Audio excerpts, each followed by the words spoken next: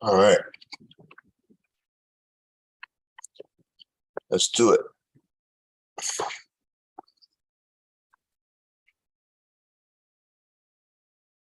Share screen.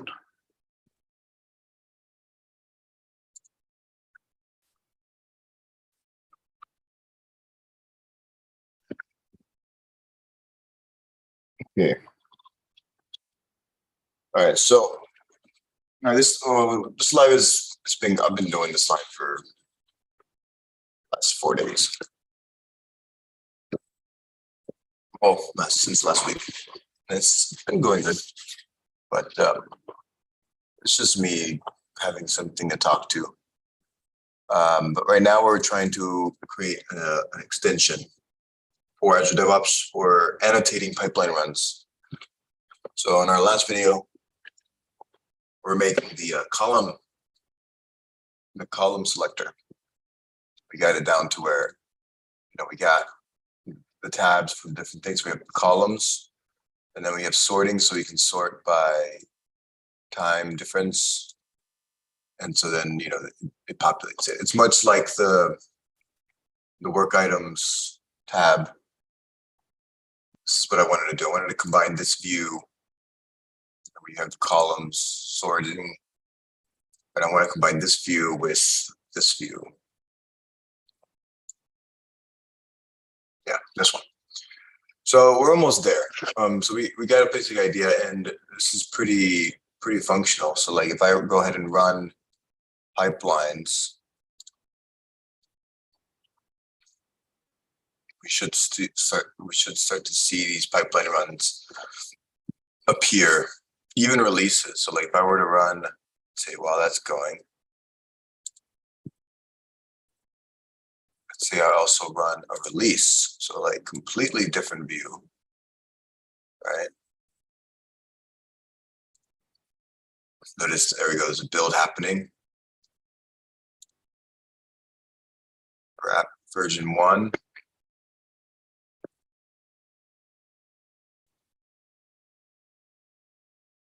And I just initiated a release. So like normally, now app version 1 is being deployed. And I want to now see the definition. So there we go. So you see that right now, these are from the releases, right? And this is from the build. Here's another one. This one's building from scenario 4. So you should start to see another one come in for the release. So instead finished, you should see the QA one come in pretty soon.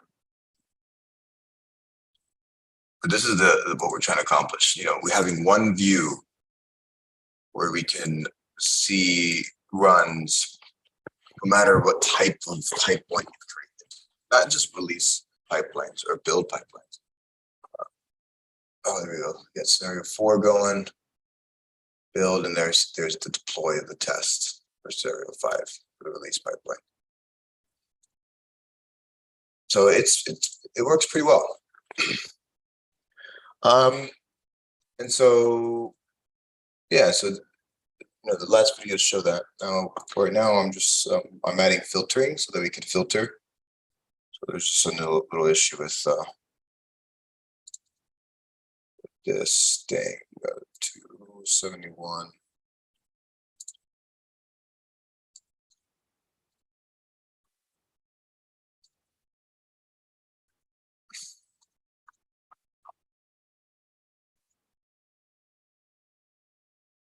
It should have told me something.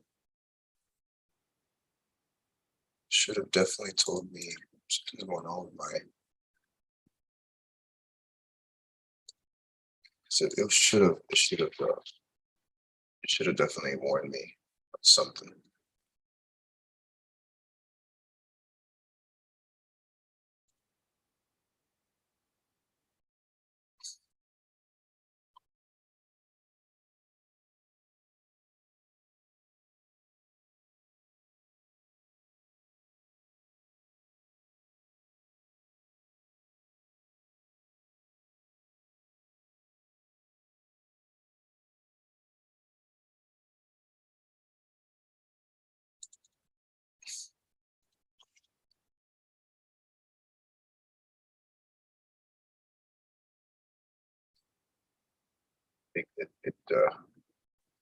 see, this has been going on for the longest time. I don't know what is going on with that. That is starting to really make me upset.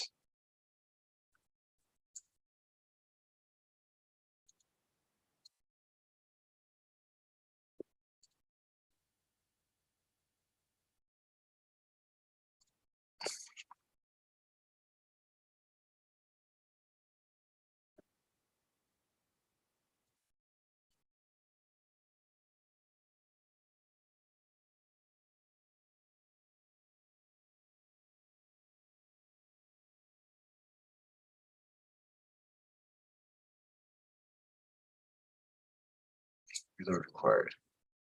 Okay.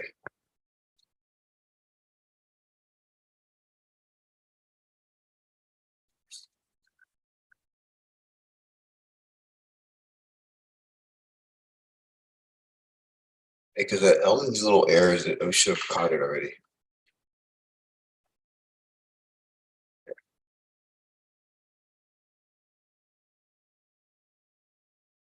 Okay, so where that goes, what we want to be able to accomplish. So this is if you haven't joined the live yet, and you're new to the live here, because I am streaming now to a new place, streaming to my actual website. So that's definitely new. So we start to get new traction here on people. But what we're trying to accomplish here is the problem of in Azure DevOps, when you have a large organization, you start to run into an issue where you don't know, you can't actually measure certain KPIs across the right dimensions. So what does that mean? It's fancy. So that means is for an organization to actually measure their success and show progress, they need to show certain measurements of success, which mean, okay, that's repeating myself, but essentially KPIs, right? Some key indicators that show performance, right? So that would be how fast are we deploying to the production? How many issues are we running into during development? How often are we integrating code? How often are we running tests? How often are tests failing? How long are builds happening? All these different things, right? And Azure DevOps has this internally already. Like, if you go, and Azure DevOps is great. I'm pretty sure that they're going to continue to do great. But inside of a particular pipeline, if you go to analytics, you get these metrics out of the box, right? You get passing rate, and this is all using OData, so which is a feature in that Azure DevOps provides. So you have access to this to an extension, but this is great. But now this is for one pipeline. The issue is once you start to scale this out to a project, what pipelines have what metrics around the pipelines are there? And not only that, there's some situations where the pipelines don't really represent what a particular project is doing, because some projects, they, depending on how they develop the pipelines, you would either have one, colossal pipeline for everything, and you can know that if whenever that one runs, that represents the delivery of the code. But there may be situations where there's projects where they have variety of builds and variety of releases all over the place, right? And so you start to run a situation where you don't know how to measure it. And then that's just for one project. Now, step back even further, what if you want to do it for the entire organization? And that's where we're at. The entire organization may be doing it way differently. And I made 5 different pipeline structures that I've genuinely seen. You have the classic structure, which is, this is like you have your stages of build, and then your deployments of dev, test, QA, blah, blah, blah, right? And that's like a classic. And then you have your pipelines where you have, your apps are in one job. So like you have the right stages, but in each stage you have one job, and in that one job you're doing deployments of several different things, right? Several different apps. A good example of this is if you have a deployment of, let's say, the product, but the product has like internal apps, and you're just deploying all of them in one job because you're using templates or whatever the case, or you're just not using templates. You just, you're pretty new, so you just put it all in one job, right?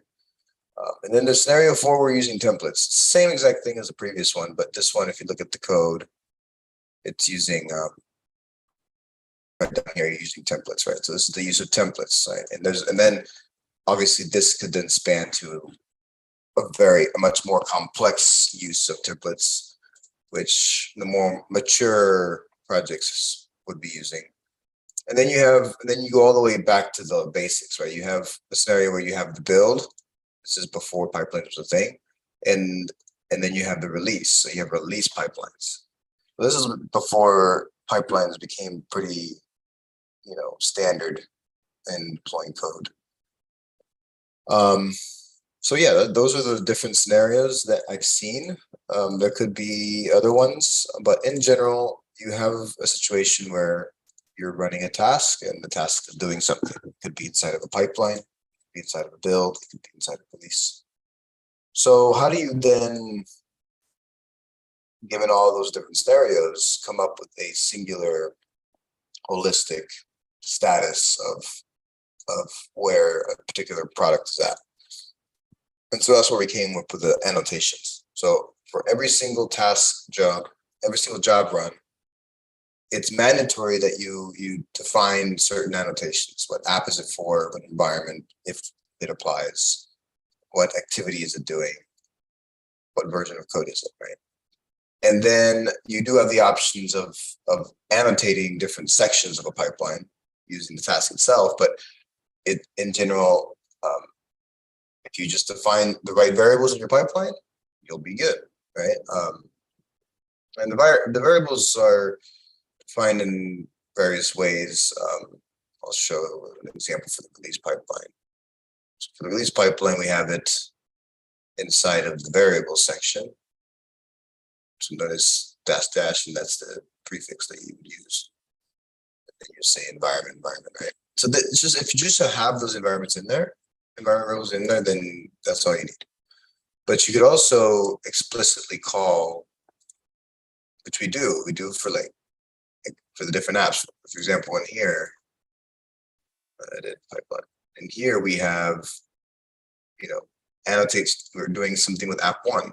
And then we're doing app 2, and we want to make sure that we properly say that we're doing this for app 1 or app 2. So you can annotate it, right? Annotate start, say this is for app 1, version this, do it, and then stop the annotation, and then start annotation for app 2. So you can easily, this is adaptable. And so once you do all of that, then you finally reach a point where you have a very clean, table of how pipelines are going, right? Let me make sure I've sorted, because there was a bug with the start time. There we go. And so now I'm trying to get to a place where, what do I do with all this information, right? That's what I'm doing right now. All right, so now we are here. I just refreshed it.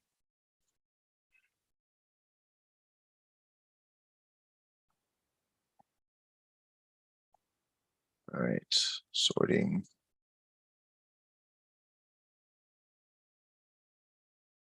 All right, so let's see how this goes.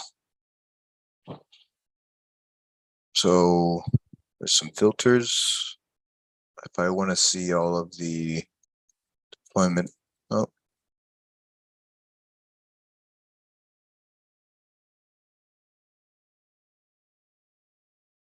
So I want to see everything deployed to prod. Okay, yeah, that's not gonna work. All right, it's definitely not working.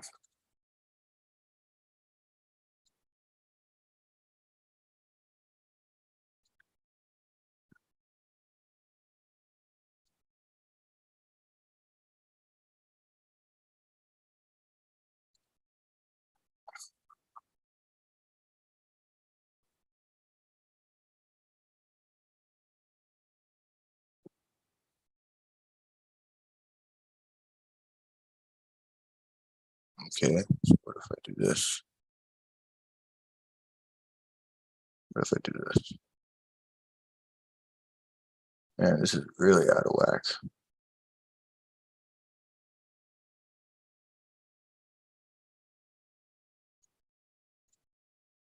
Hmm.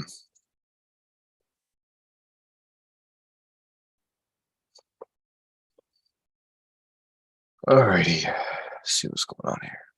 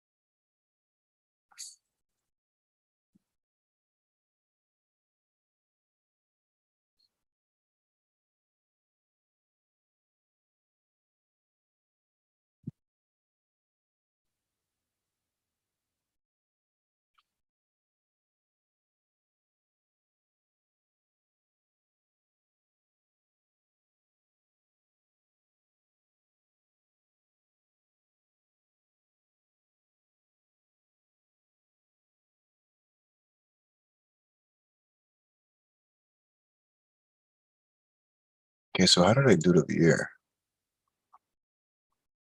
So one thing I'm trying to get around is I'm trying to get around this really bad pattern that they're doing. Um, okay, data. Right. So if I say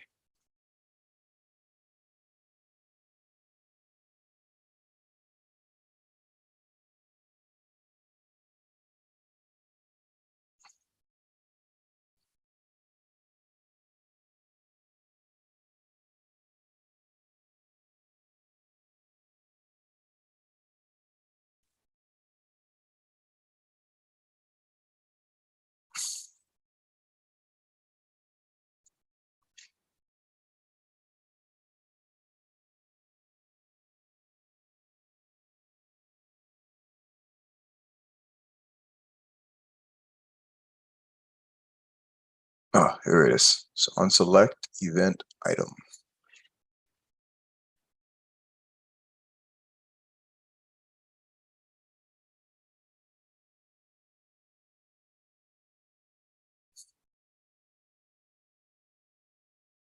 Hmm.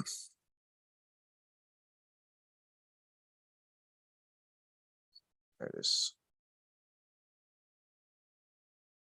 All right. So now we got to set filter state.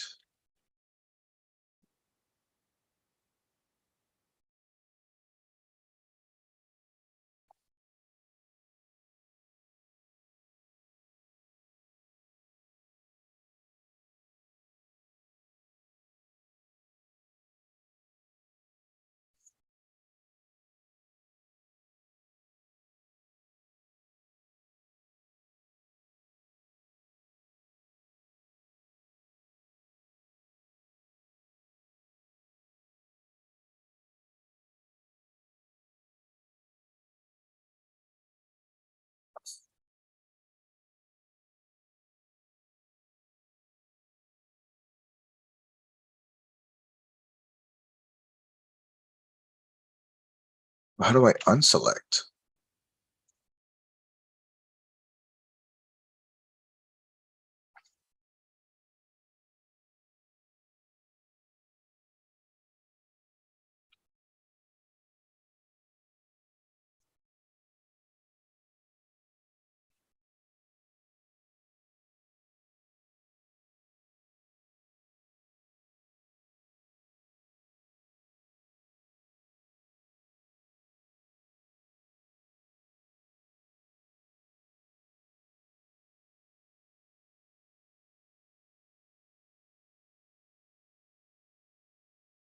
Damn, how do I unselect?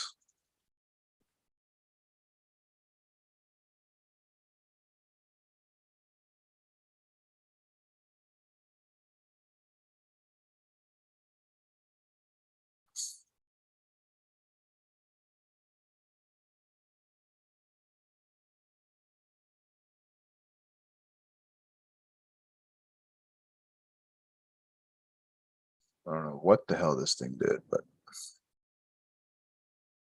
so if it's checked, see, this is what I'm talking about. This autopilot is ridiculously amazing. I don't understand how it knows this stuff.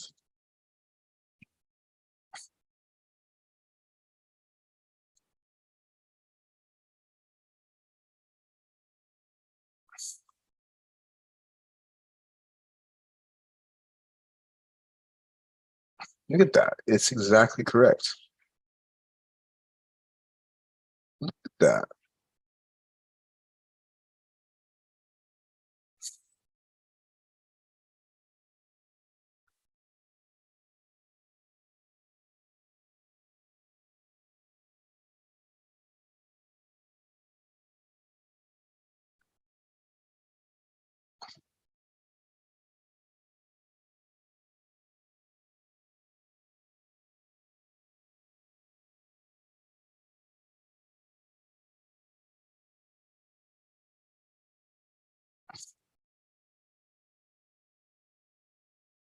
That's ridiculous. Look at that. It's beautiful. It's slightly wrong because I can just do this. Be better. So basically bring all of that in, everything but the data. And then we can conditionally bring this in.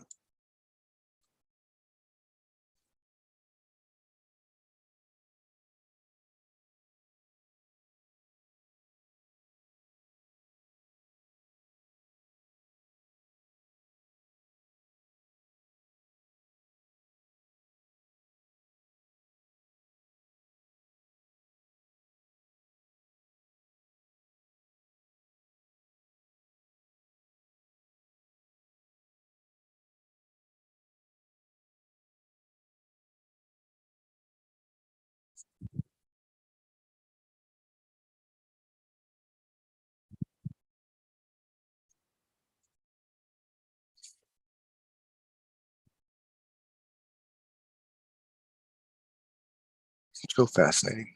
I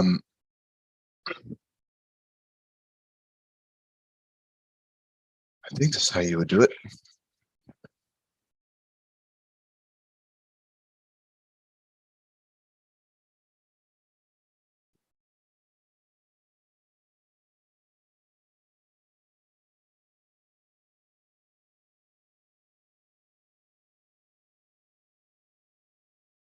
I don't like this.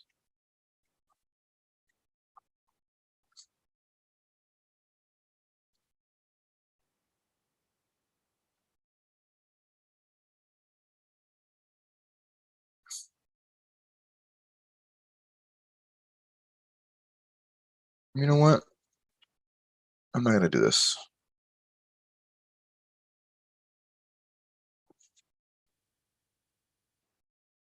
I'm not gonna do any of that.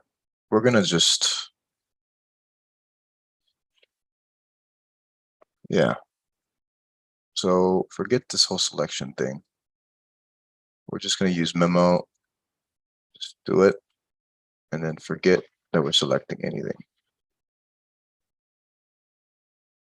So the reason why I did this is because their pattern is to use a selection thing and then subscribe to it and then manage it that way. They don't have this concept of selected index and all that to make it more React native. So I may have to put a wrapper around their Dropbox. I try to do the same for the filter bar, but it's not working the same way because it's just weird. Look, let me show you. So like their filter bar, they have this filter item, right? Which they initiate at the constructor level. They subscribe to the event to look at the current state, but the current state is just used to display. Okay. Which that's exactly what I'm doing. I'm using the current state to grab the value so that I can then do stuff. But then the filter is just provided to it's provided to the top bar, and then it's provided to each one of these these things, right? So the filter is the one that's being updated. But then here's what I don't understand. Then they have a selection item, which is set to some nude up selection, but it's not used anywhere.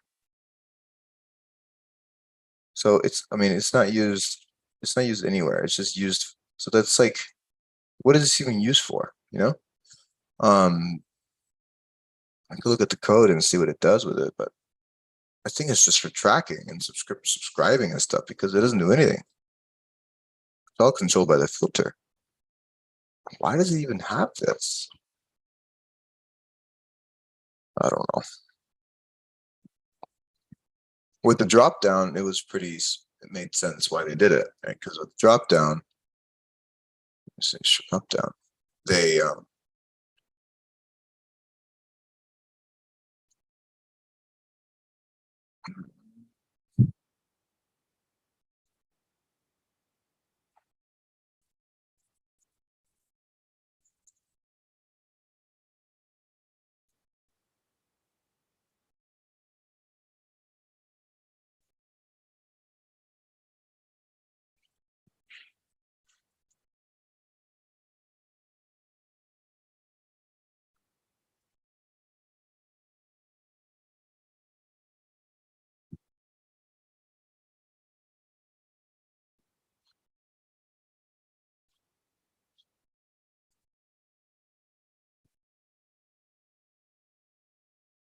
oh, that's what it's doing. That's why. I think internally, yeah, that's what they're doing.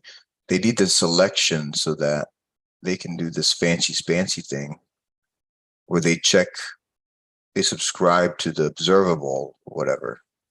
That's what they're using it. They're just using it for observability. It's just for tracking. That's all it's for. Which is dumb. It shouldn't be exposed like that. I don't know. It's just that they do things really different. They do things that goes against what React does.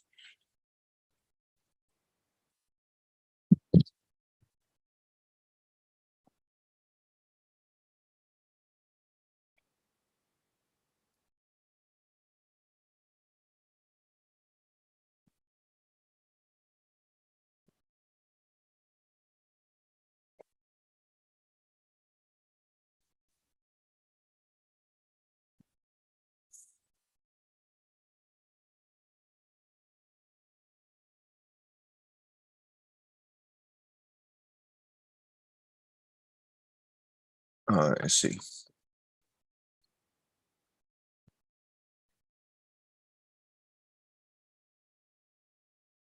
All right, it's about to finish updating.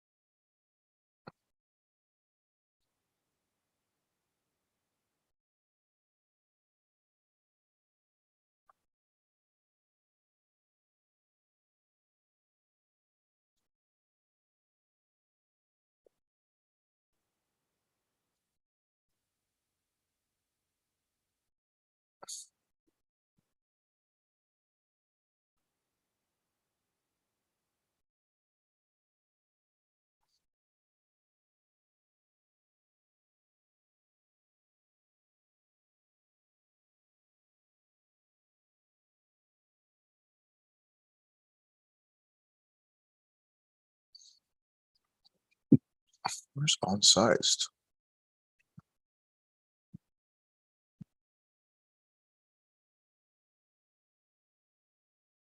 What? I like this whole on-size thing, but where is it on? Oh, it's on the column.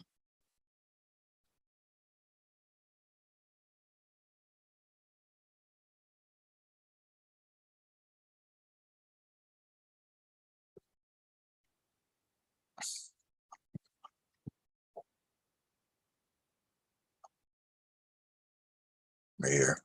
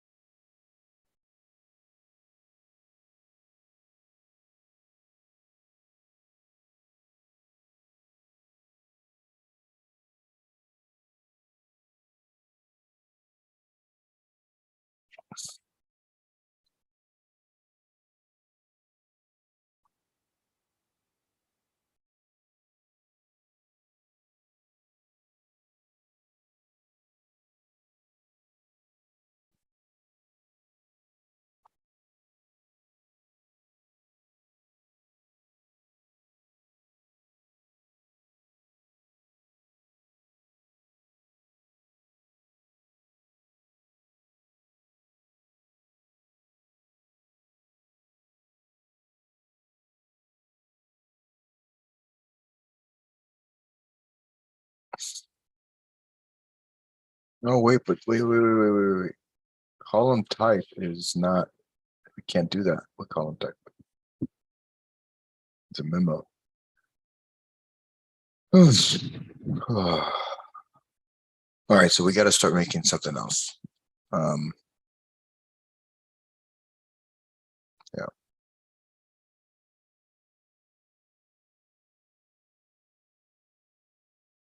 Because the column widths, all of that, that eventually needs to be saved. All right, I mean, even the columns themselves that are chosen. Oh, come on. Is it timed out on uploading? Oh man, if I try to upload this, it's gonna break.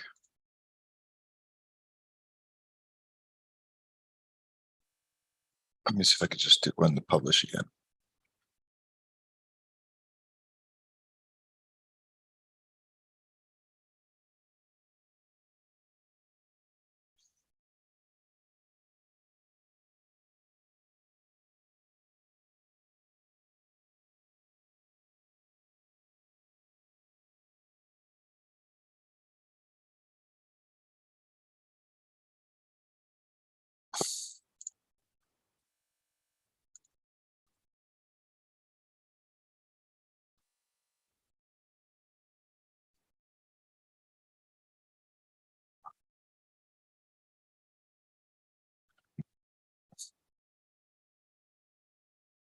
Okay, let's make a new thing.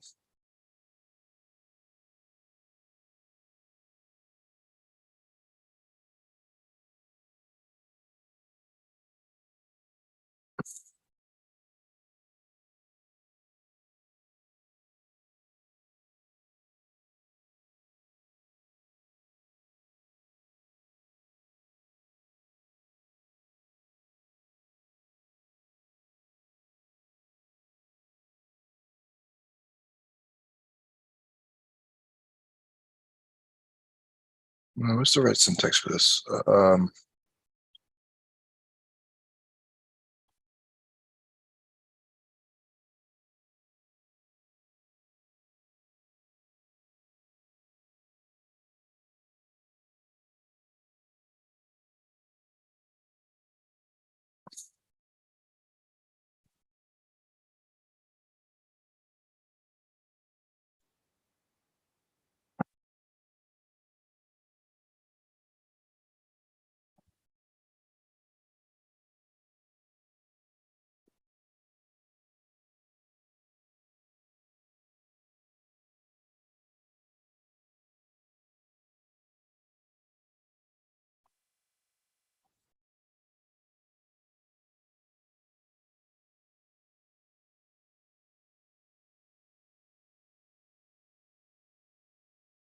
Yeah, well, I'm coming.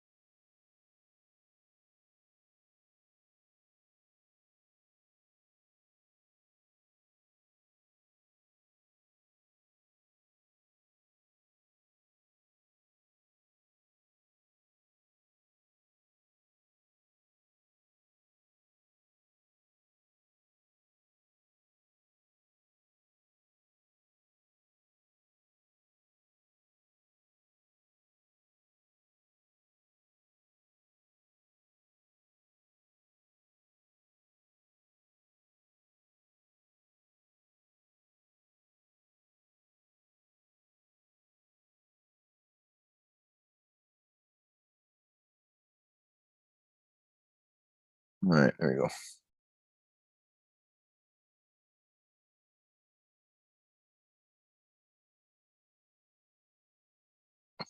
Isn't that amazing? Look at that. How did it know?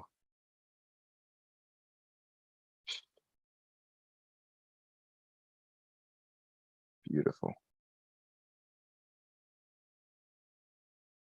Okay. So here,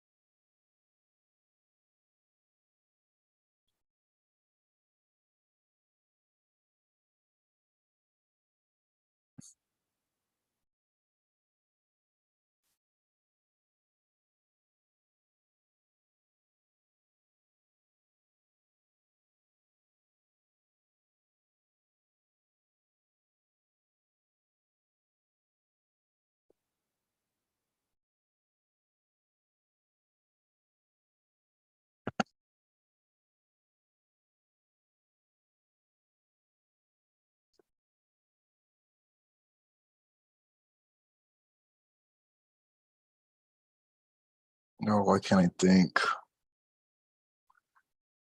Just think.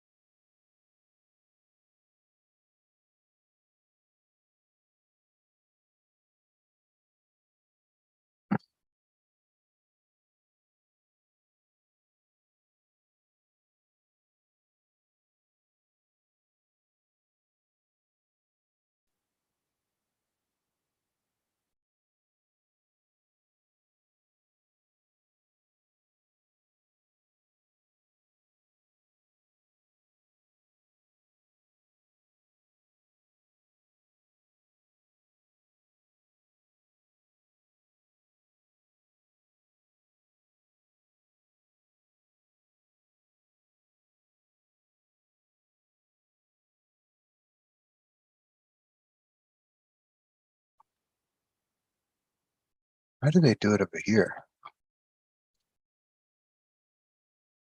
All right, whatever. I think it updated. It's being really dumb. Let me see.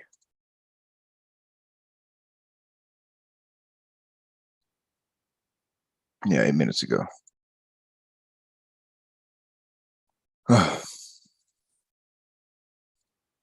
Let's see.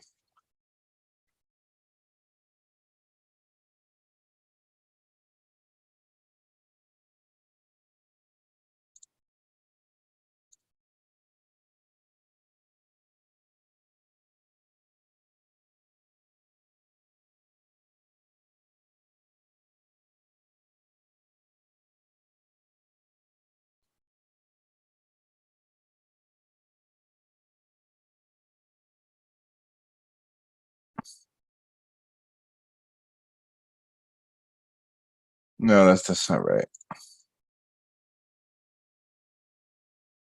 That's not right. I feel like it didn't refresh.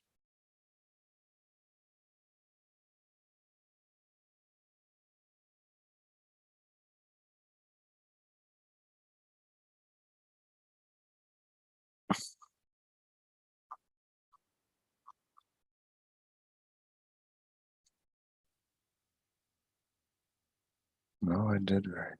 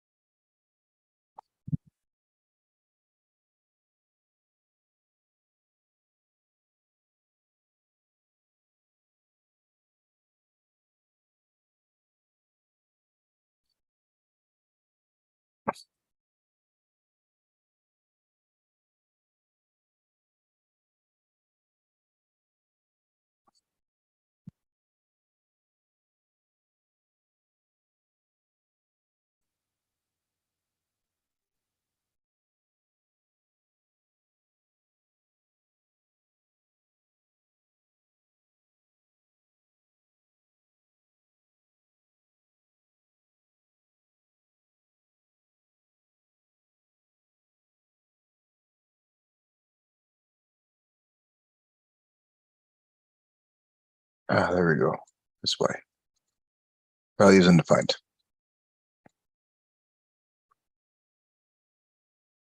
Okay. Yeah.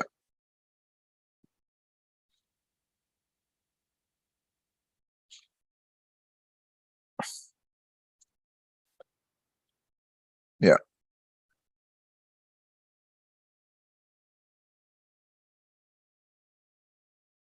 Let's go ahead and finish this one.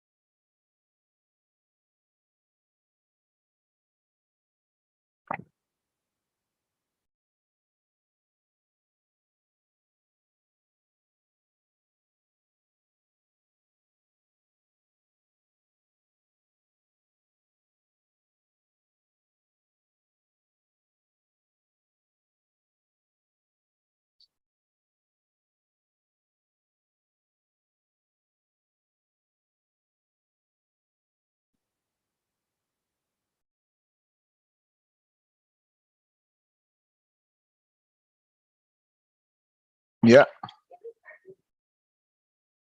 Uh-huh. Nope. Oh, I do. Sorry. Go to bed.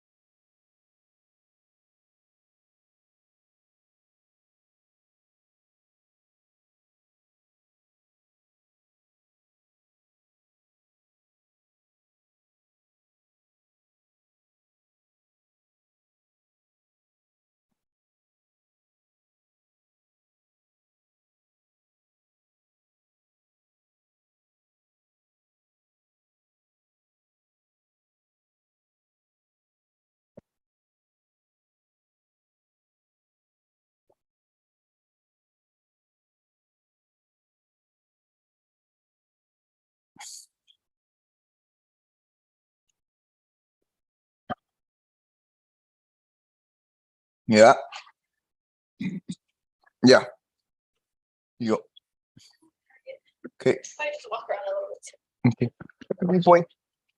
Okay, bye-bye. Mwah. Okay, bye-bye. Bye-bye. I love you.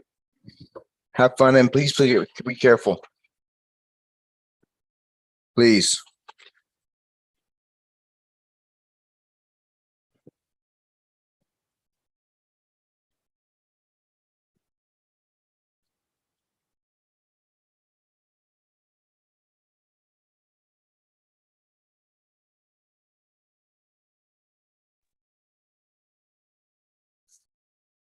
All right, let's do this again.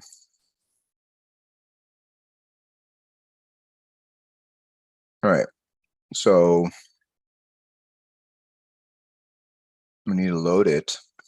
I need to save it. True, true.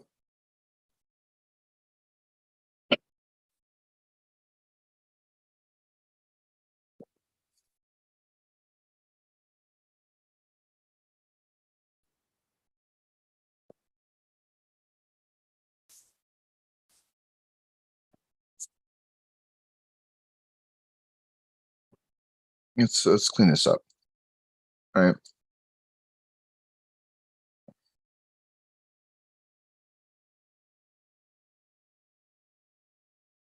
Let's clean this up.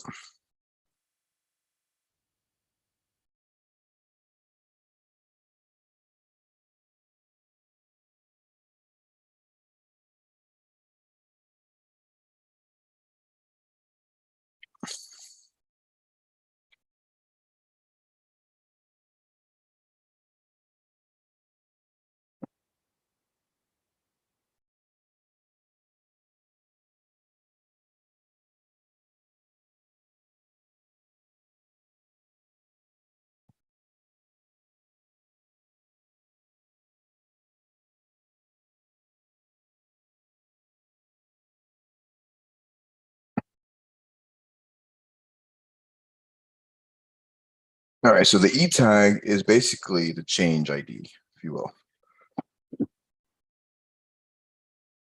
And this is really important because, and it's undefined. Okay.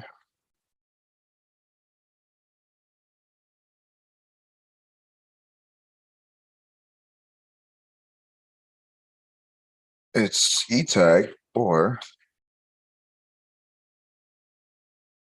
O plus 1.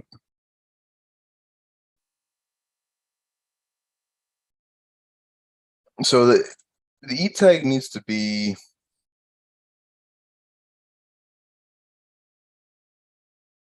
yeah.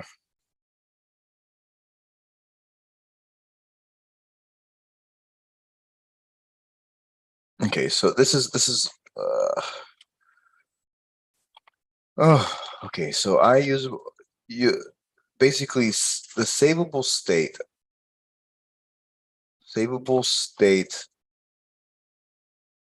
payload. No, savable state model.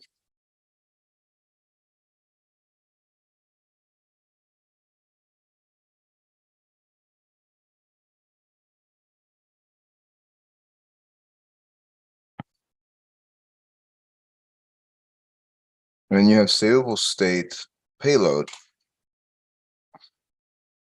All right, I need to get this straight.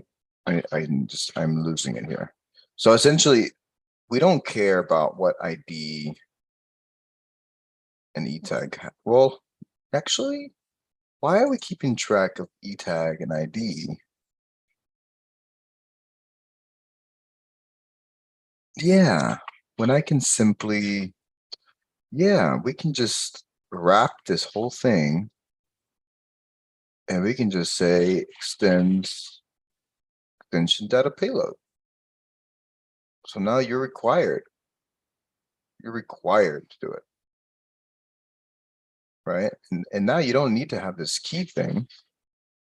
Yeah, you don't need to have E tag. You don't need to track that. You don't need to do this weird contraption here.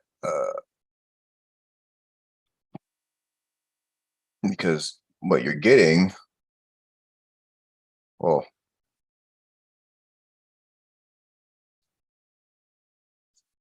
yeah, default needs to be there. Yeah, so because you need the ID.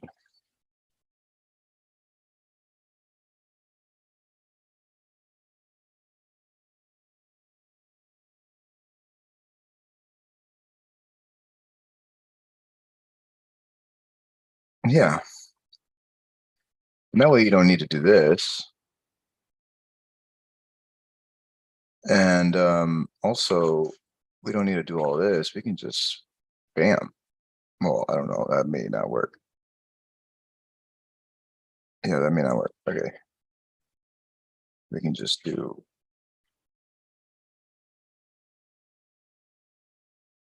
bam. Right?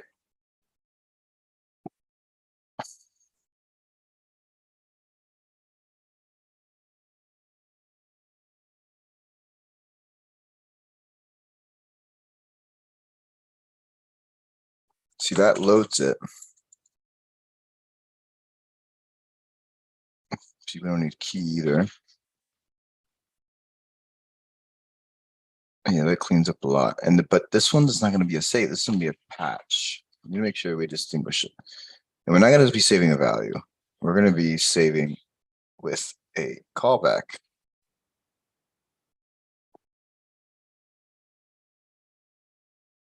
It's the patch callback.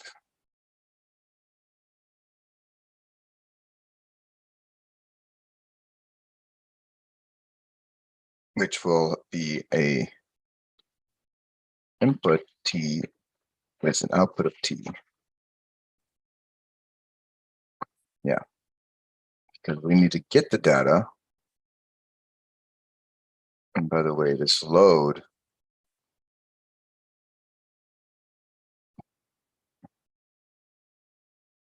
I want to reuse it.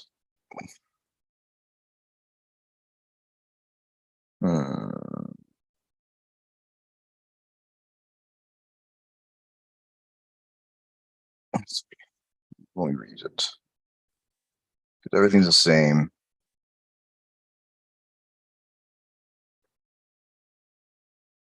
Everything's the same except we are actually gonna patch callback this thing with the final data. And we're gonna set that as a state. Yeah.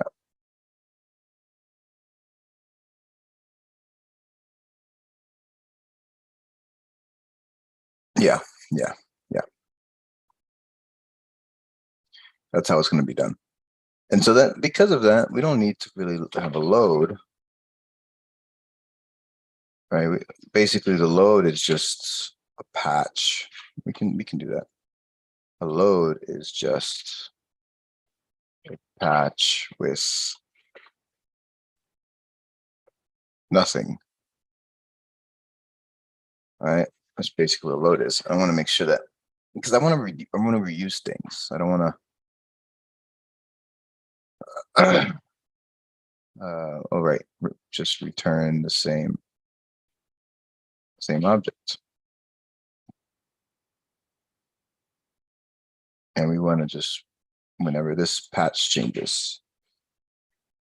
So now we have a load function.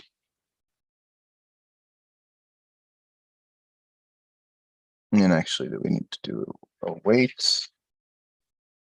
And this needs to wait for is loading. This needs to wait for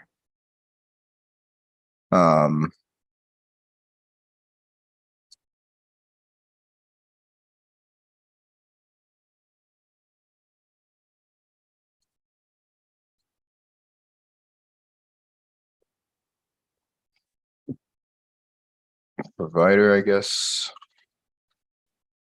We need to wait for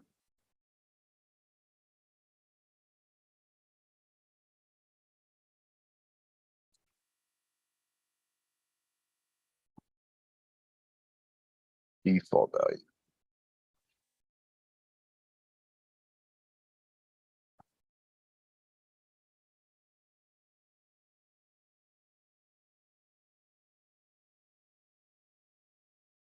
Okay. So now that we have all that, how are we going to do this?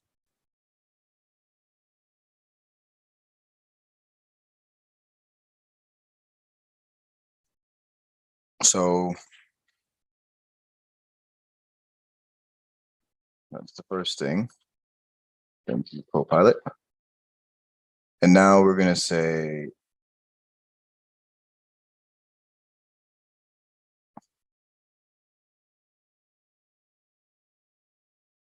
there's three values. There's the state, there's the patch,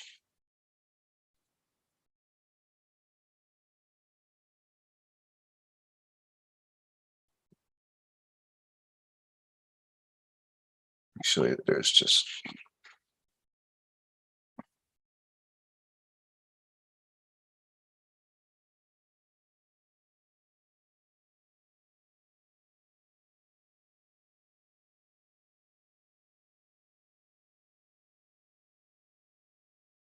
wait, so whenever we do a set, hold up, God damn it, set, like whenever we do, okay, whatever.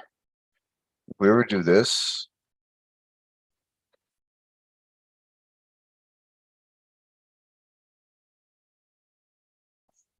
what is this returning? It's returning void. Oh yeah. Of course, it's going to return void. Of course, it's going to return void.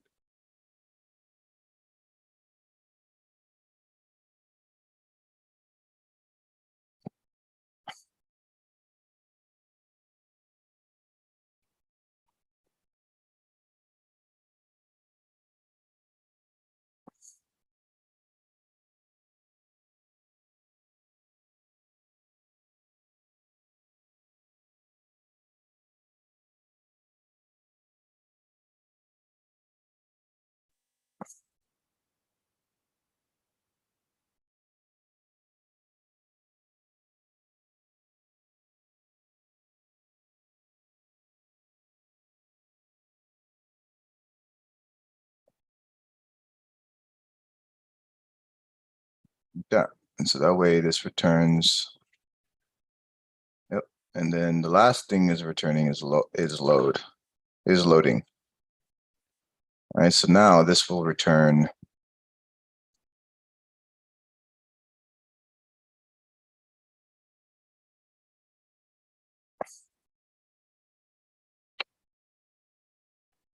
like that.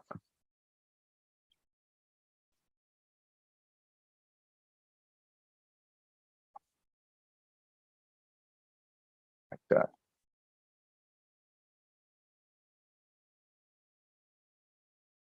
And the default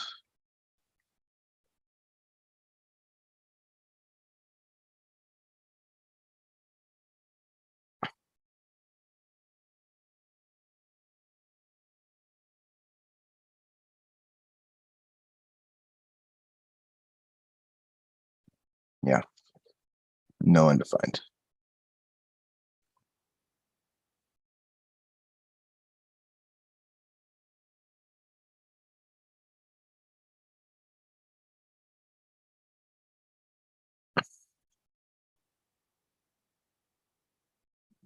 Okay, that's it. Okay, so now let's go back.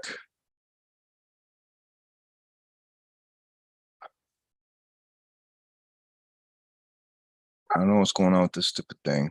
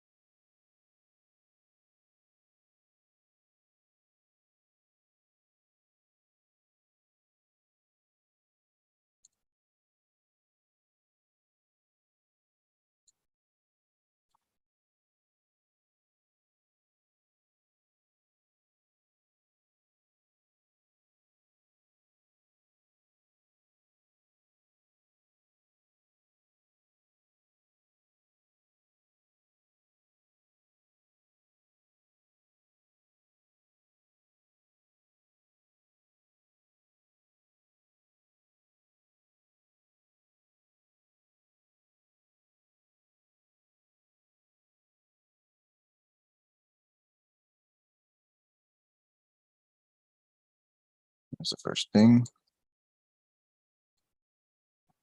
Next thing here. So we have the columns.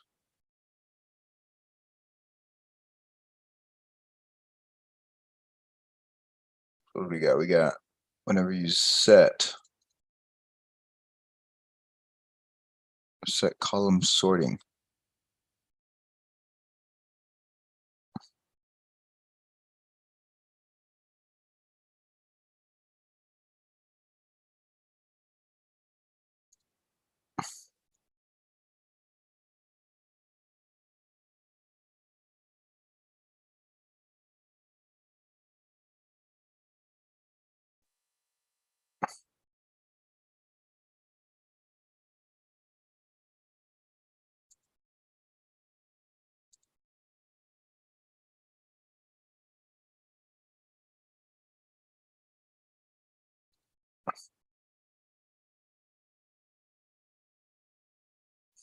Because I kind of want to make it like where it's easily. So this could be either a type patch, or it can be of type T, right? And so if it's a function, oh my god, this is crazy.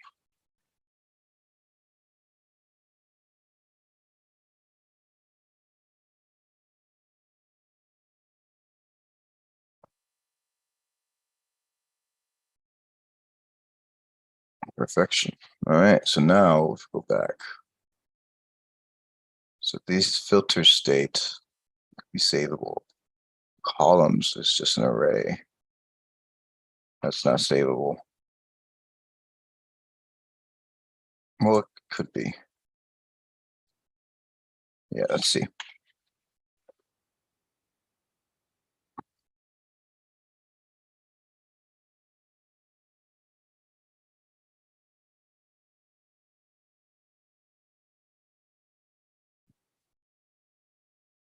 All right, so something else. We need to make a new type.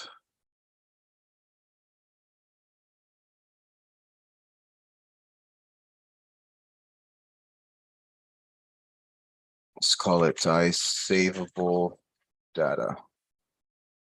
We're going to say the key and then the T, which is equal to ID of K,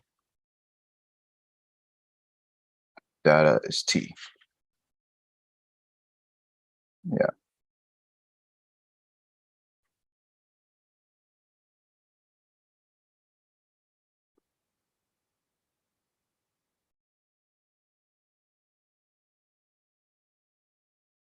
All right, so now if we say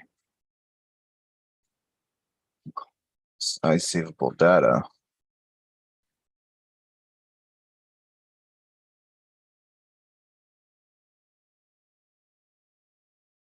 so this is going to be pipeline runs columns. All right, so now we can say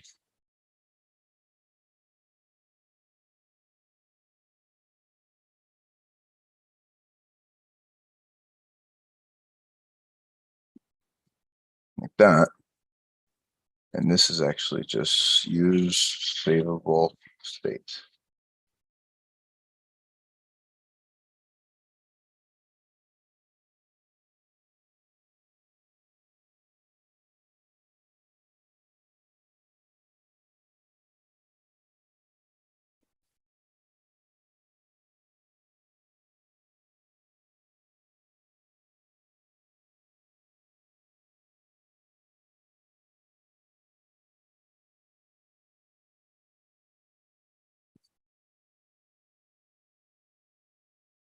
Same goes for this one.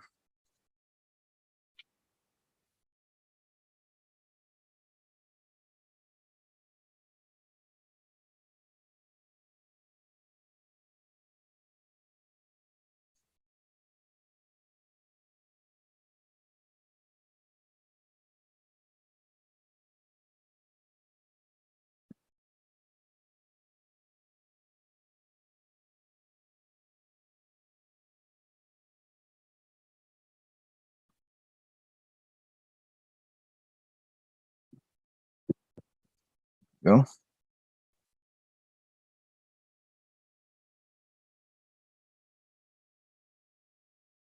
So last one.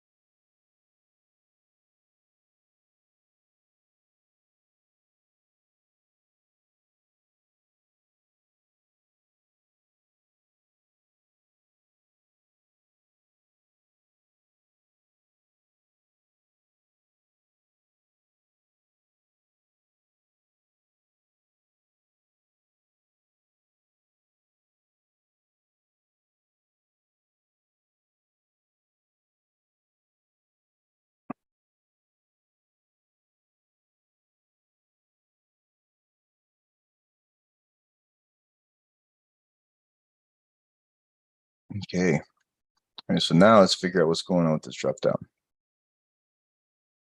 All right.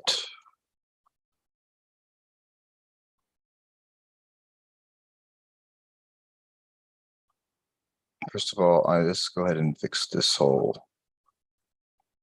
part right here.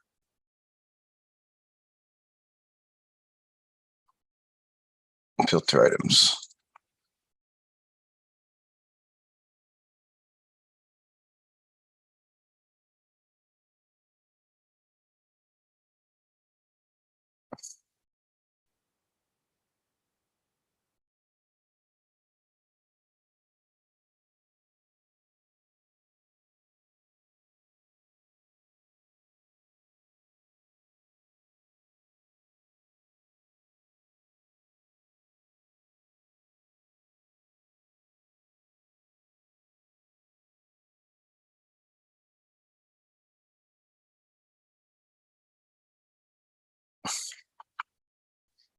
All right, let's try that out.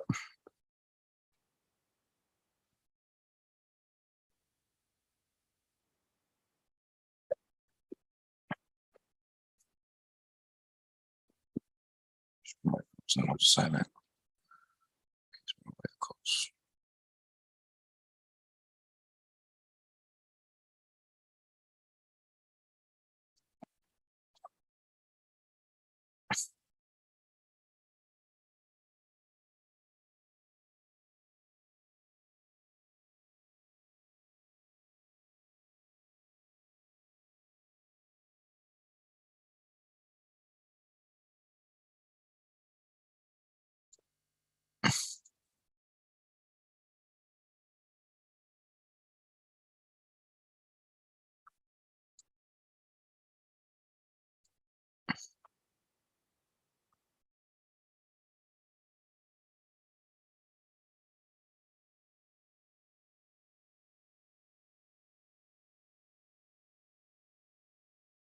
Wait a minute, column item?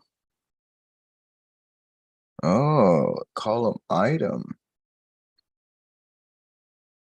So column item could have this. Yeah. So then if column item has width, which we can go down here and fix this little thing. So columns. Oh, goodness gracious. C dot width. C dot width. Look at that. So basically, C dot width, or grab it from the defaults, or just default it completely. Bam. That's easy. So now we can just go on resizing.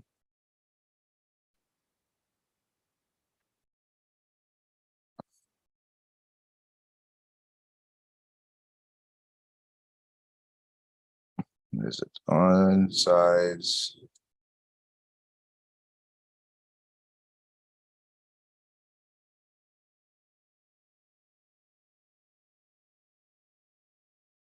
No, I want to do this right. Oh, what are you doing?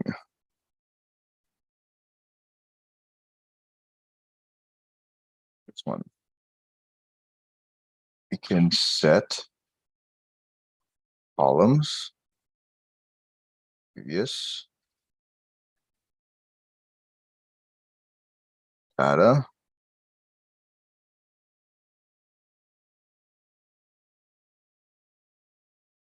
Data. Okay. Okay. Column index. Column index with. Look at that. Jesus, Copilot's ridiculous.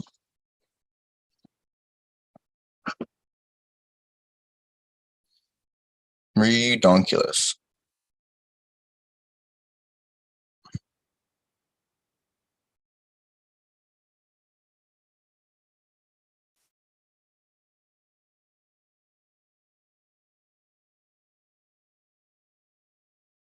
What's scary though is that whenever you set it, yeah. Yeah, it's a problem because what it's going to do is it's going to set the state after it has done it, right? When we kind of needed to set the state during.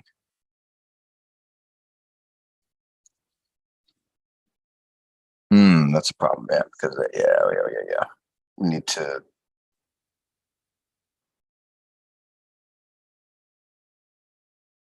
It needs to be more instant than that. Yeah, I feel like we're going to see a lag.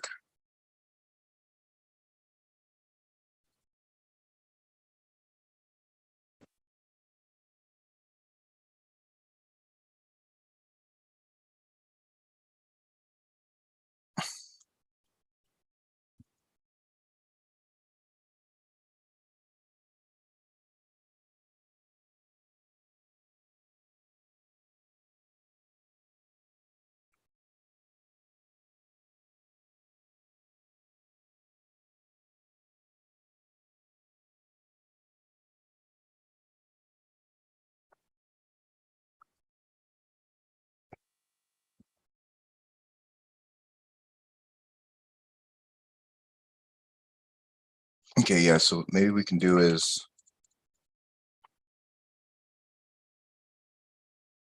we can set the data. So before loading, set the data to the patched of the current state. Right?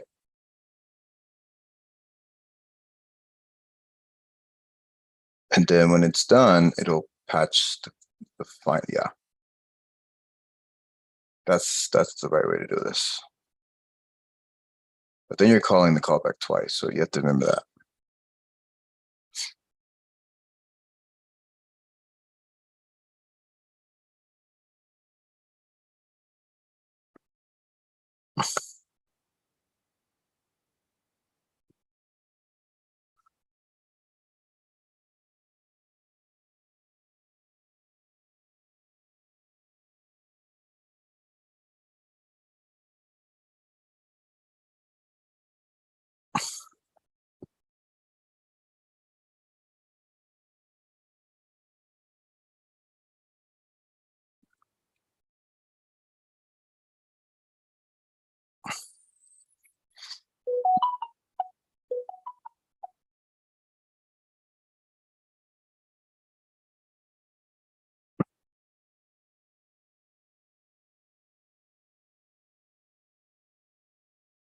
It's still not gonna do it because this one doesn't have nulls, and it still does the first one. Well, let's see what happens.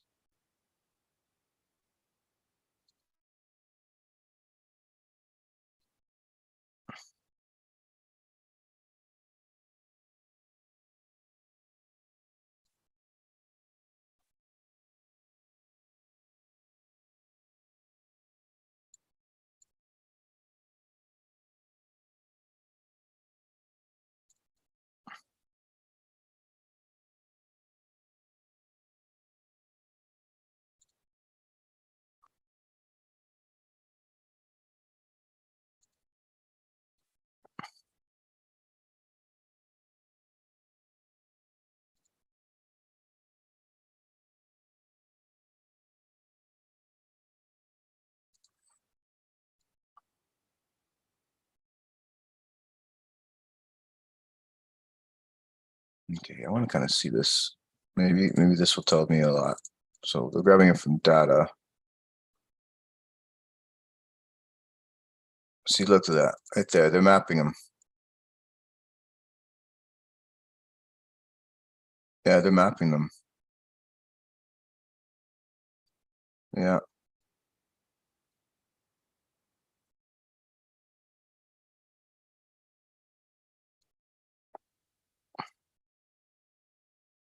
So they do a mapping. Oh, how is this even? Wait, you can just do that? Whoa. How are you able to just render?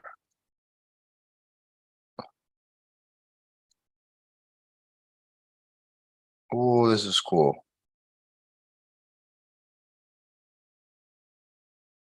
You just have React, UI, DevOps, UI, React DOM, React scripts.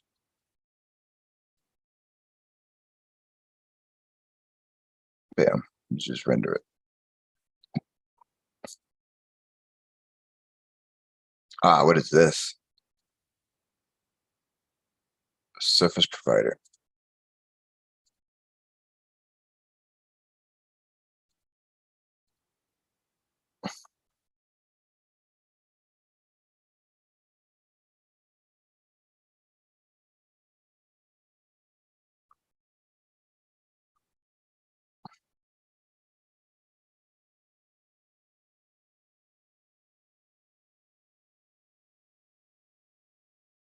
All right, there we go. It's updated. So let's see.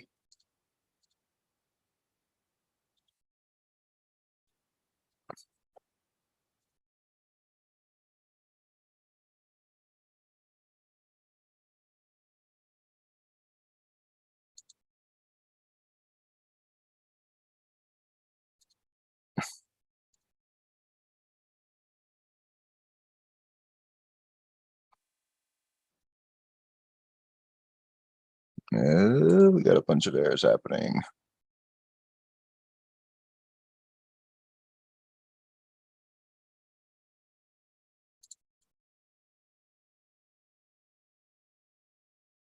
Yeah, way too many errors. Oh no, the warnings. Okay, we're good. So column.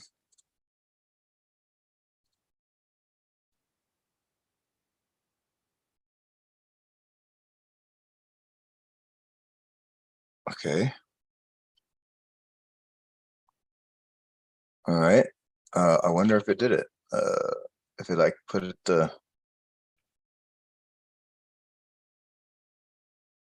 it didn't.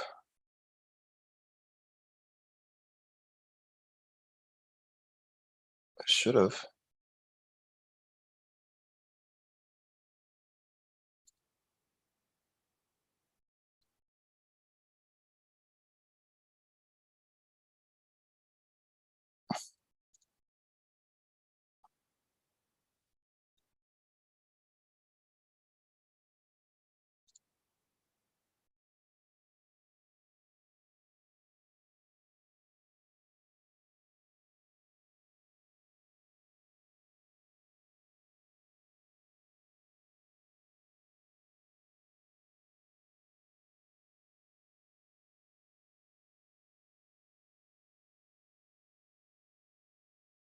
Yeah, but a bunch of errors. See, it's not.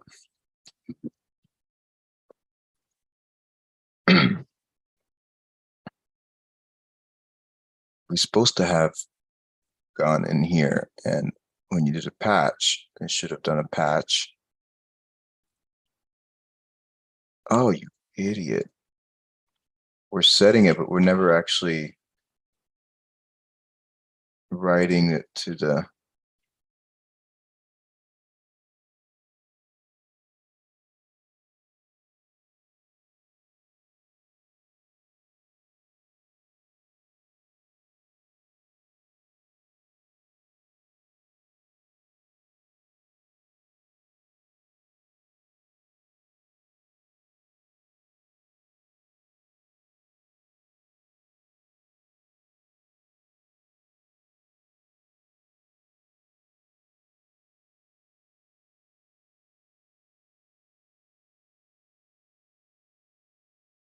All right, let's do this again. All right, whatever. This just to see if this works though.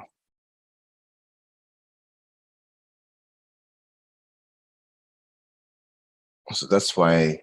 Wait, why is this not working though? This should be working. This part should be working. We should have seen all the columns. So why is that not working?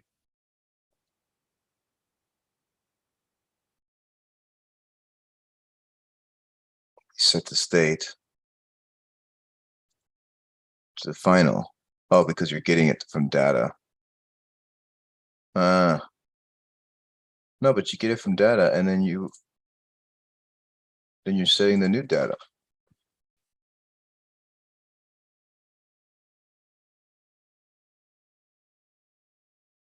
Yeah. No, but then it goes in the catch. Ah, that's a problem. Okay, hold up. All right. Yep. So let's do this.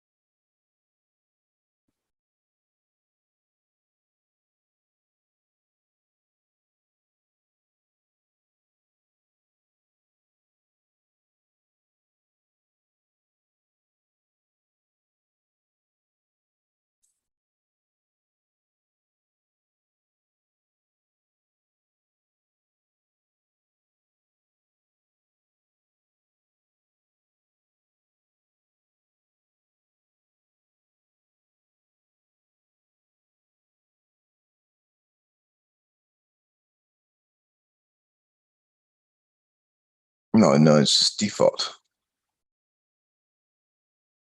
Yeah, there you go.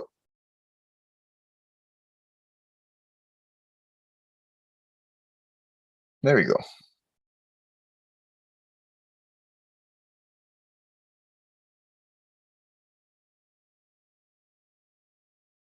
So this is just raw data. This is the data. This is updated data.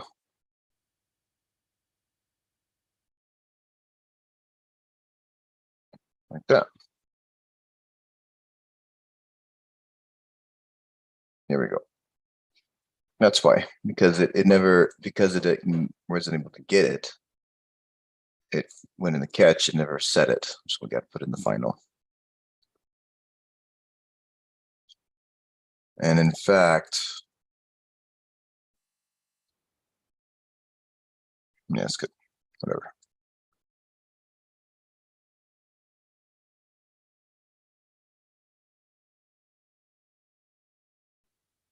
There we go. That's what it was.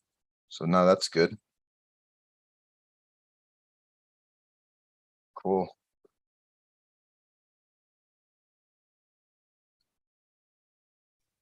Because there's nothing in settings. So all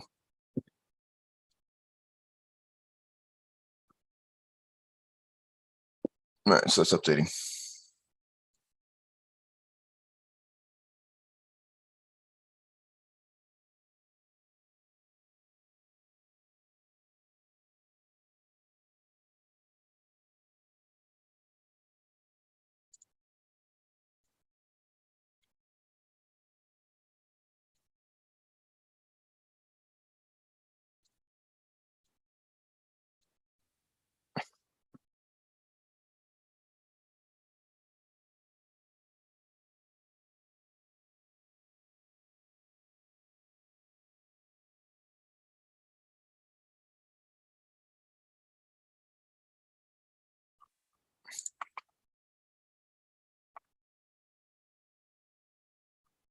There's a lot of things that I've learned in here. Starters, it can get very nasty very fast because the way that table objects are defined. So we got to organize it better. So like, for example, a table, like its behaviors on how it sorts, definition of all of its columns, how each column is sorting, how each column is resizing, how each column is rendered, and then not to mention the individual items. They all need to be computed, right? They're not just, you can't just plug and place things and then like plug in like child child React elements. That's what I'm usually used to. Usually seeing like a table element, and then you can put in like the column, the column section, and then maybe put in other React elements, and so then you can build a more robust list of React elements. But this is very much, it's all in this one large element, one large React element, right? So it makes it a little bit more hard, a little bit more difficult to organize for items, because now what I have to do is I have the generation of the data items, which includes filtering. So this is like data sorting, this is filtering and sorting, right? And then this one is like calculate filter items, what filter items exist. Whereas before I would want to put this, well, we can do that. We could separate this out actually, because that is in a separate React element, right? It's right here. It's this filter bar. So we could put that in a separate function. Then we got the column types. So this one we can't. Calculate column types. This will contain like the groups that they exist in, how to compare between the different items based on that column. things like that. And then you have the groupings, and then you have the sorting behaviors. This is how it sorts. So I can't put this in a separate thing.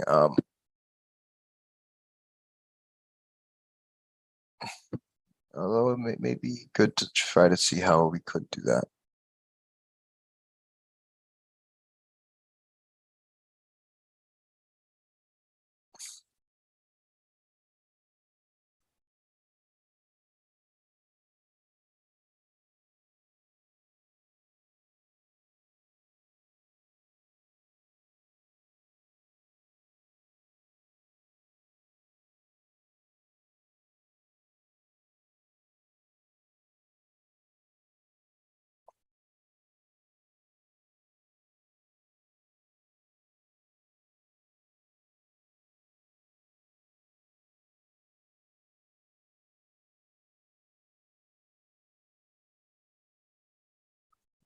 All right. Just finished uploading or deploying rather. All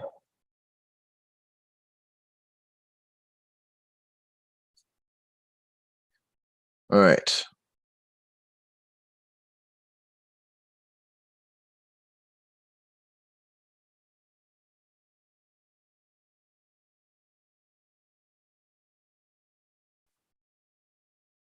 All right, let's see if we have settings. Yep, there you go. So we have pipeline run columns, pipeline run filters, and pipeline run sortings, right? Cool.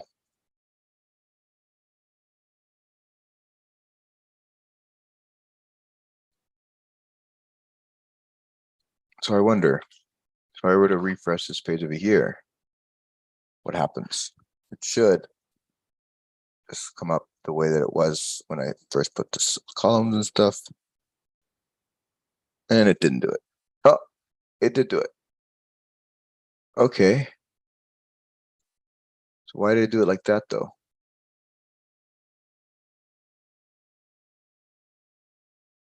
Version. I didn't do that by version. Maybe I did.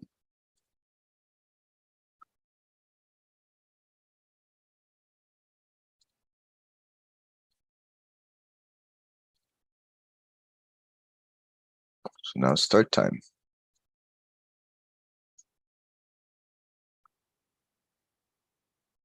There we go. Cool. There, I see this works. I need to fix that. Just do.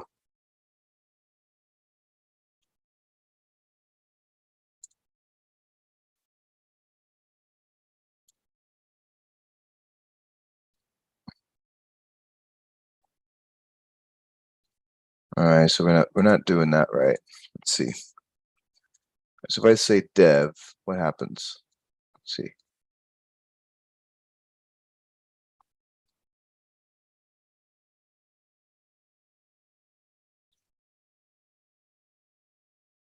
I think what's happening is that it sees that.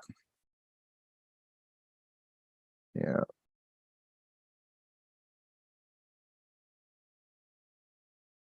Yeah.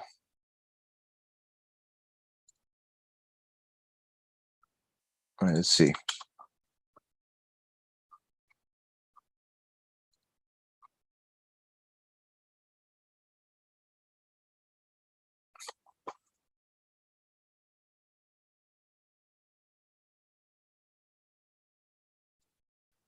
Well, let's go ahead and actually run, walk through the code.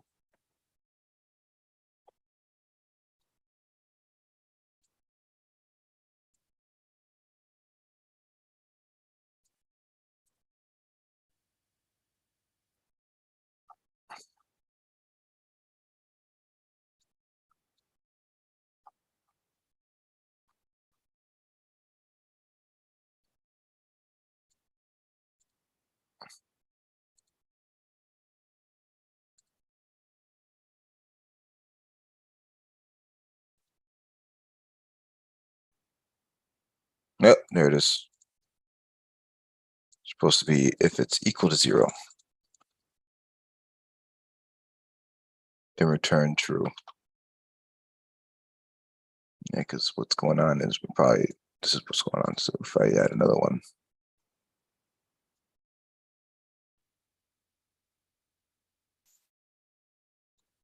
Uh,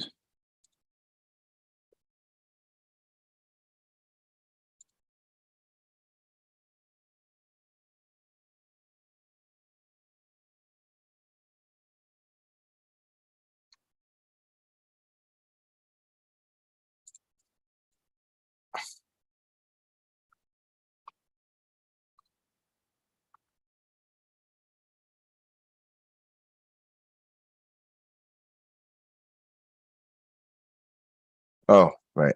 So the first one's going to be false. Yeah. All right. So let me go put this right here.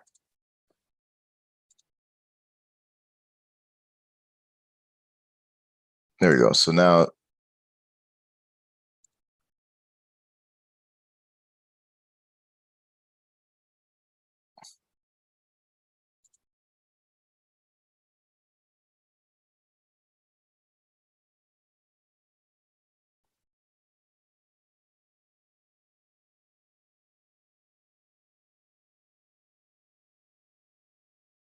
see, like right now, values, it has no items. So why would it go here? Yeah, yeah, that's what the problem is. So let's go ahead and go back to this here. Problem is it's equal to 0.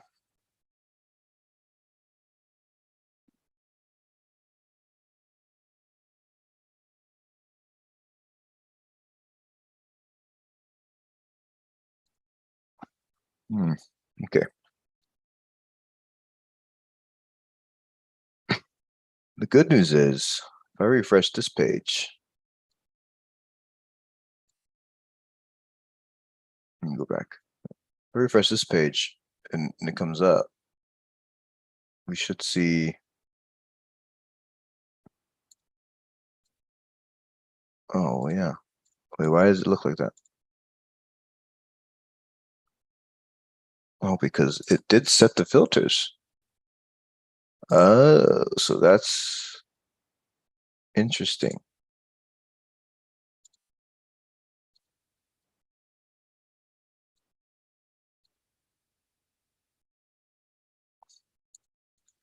So it didn't like preset these filters.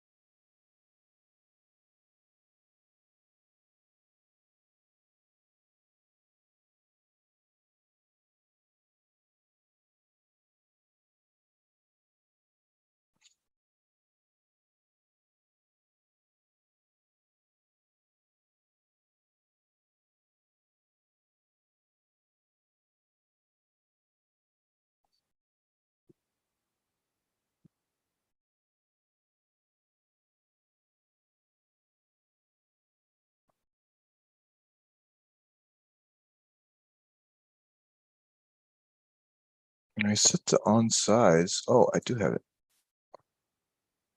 Ooh.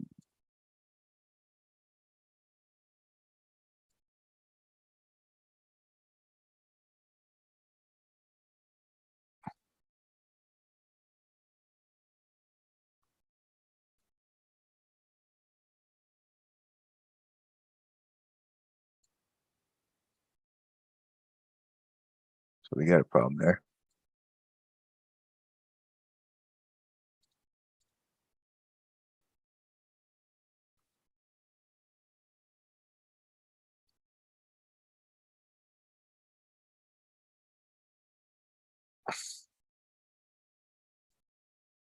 Why does he keep doing that?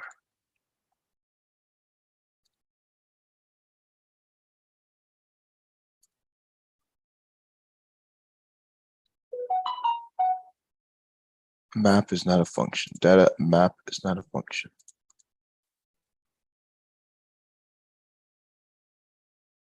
Whoops.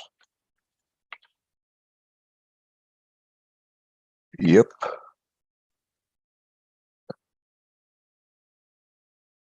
That is correct, sir.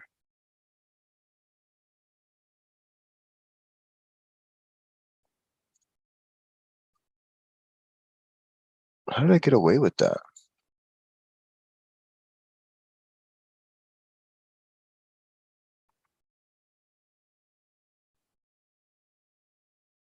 I don't understand how I got away with that.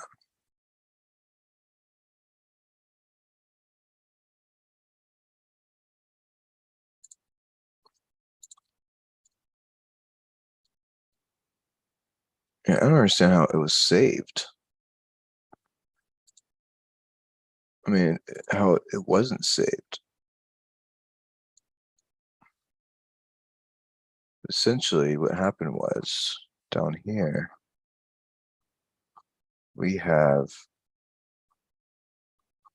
to sort.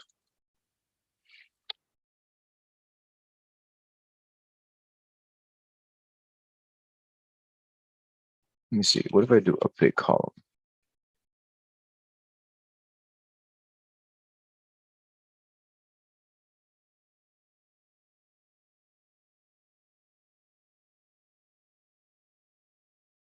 Basically, I need to do this.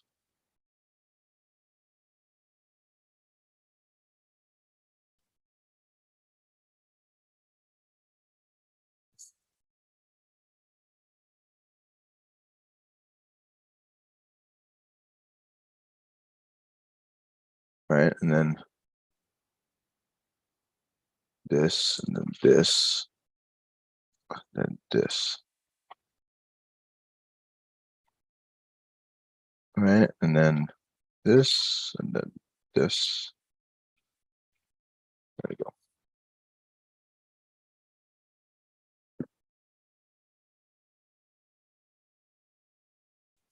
Well, this one just finished uploading, by the way, so we can figure out what's going on with the filter. But meanwhile, I'm gonna update it so we can fix that column issue.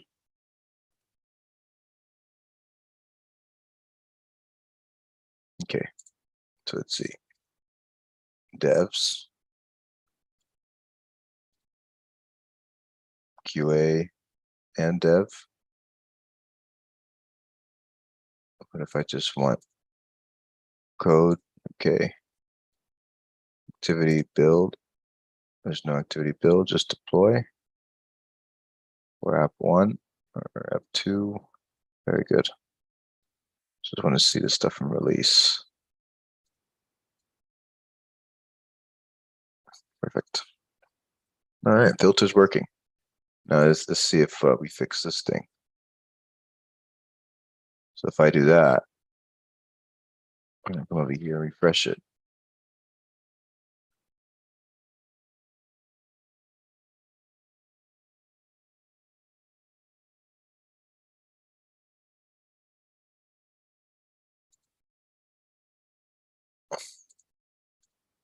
So it looks like it did it, but it didn't update this.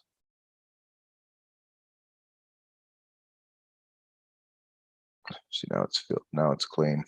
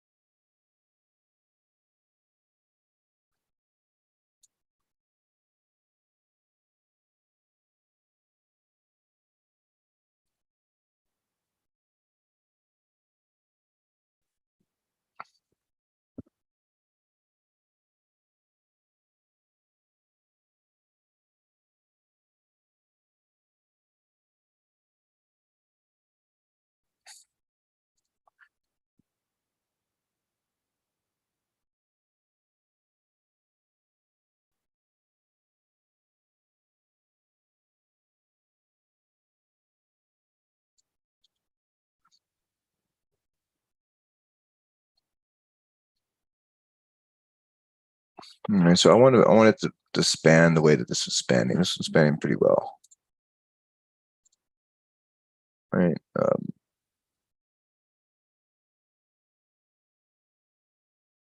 And also we're going to be combining annotated runs and annotations into one page.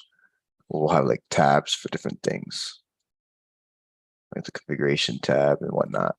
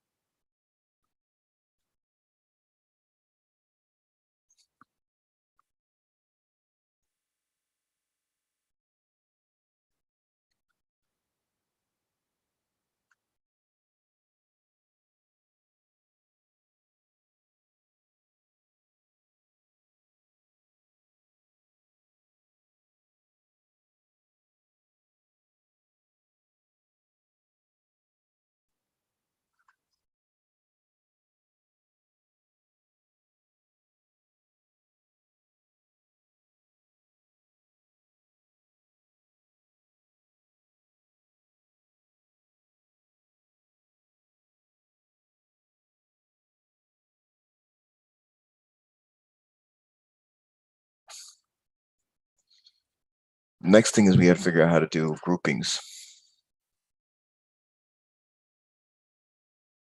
Because right now, the difference between this page and the pipeline one is pipeline recent one is just the recent pipelines and their latest status. So latest run, latest status.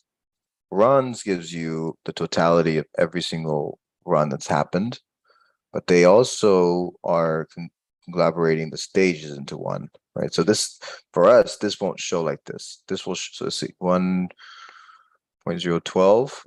Right, so let's see, 1.012. This is for, yeah, that's good.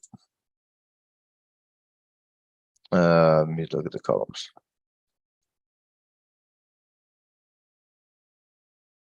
Yeah.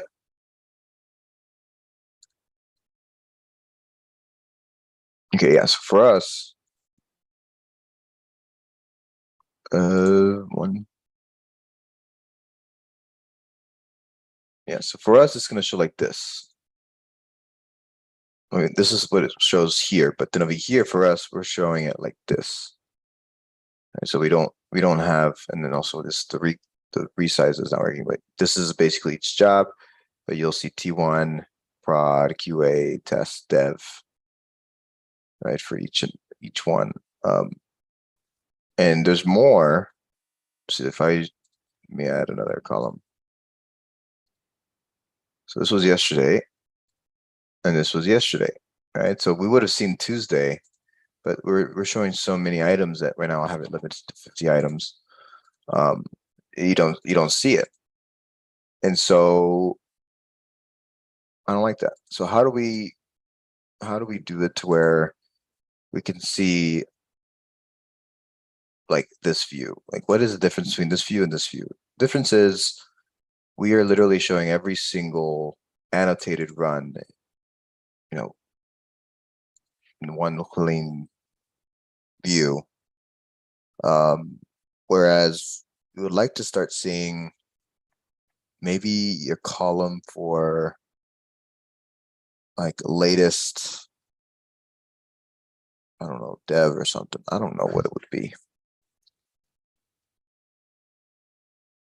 I don't know.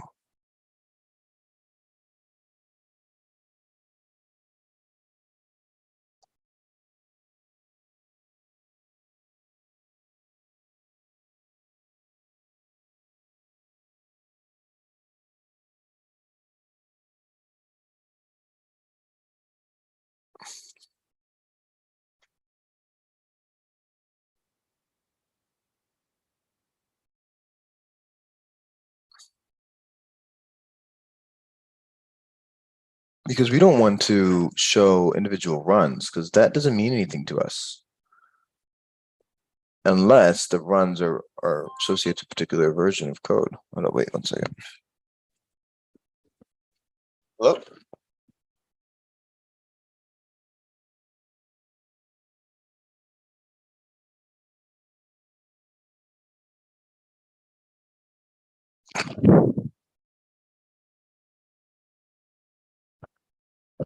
So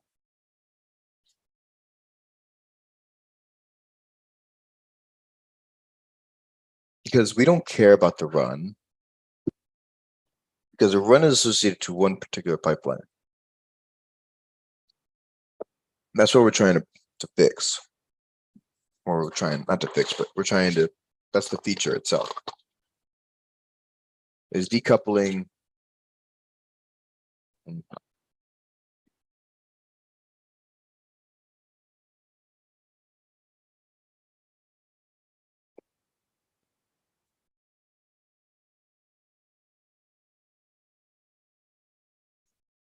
basically it's a decoupling of the run of a pipeline.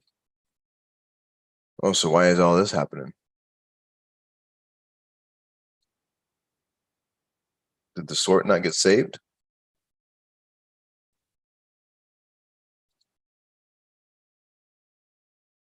Let me see. Yeah, the sort got saved. I'm gonna refresh again. Sort got saved, it's right there.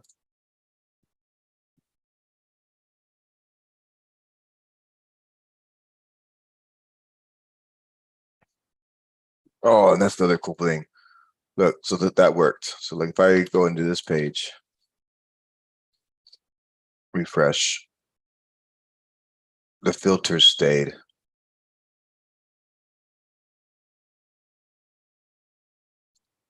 Oh, never mind. The filters didn't stay. Oh, there's no filters. Oh, right. Okay. So let's say for version 1.02, this one. Yeah. But if I refresh this in another page.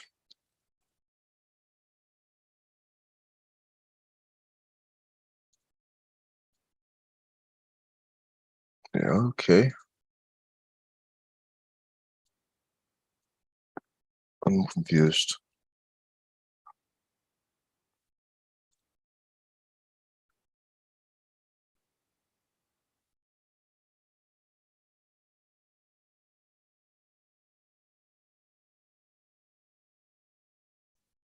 Wait, nothing's happening with filters.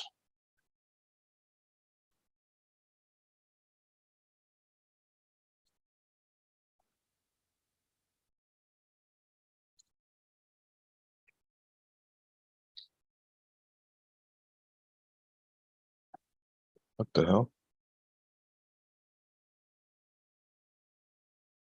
Oh, I think it's because it's newing up.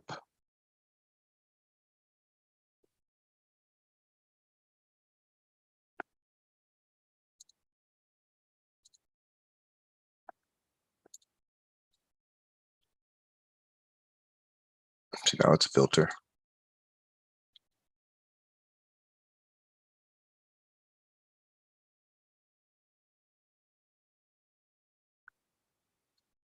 Now the filter just doesn't work. But the filter works here. All right, let me close this one and close this one. Let's start over. All right, but this tests the column resizing because that was something else we wanted to fix.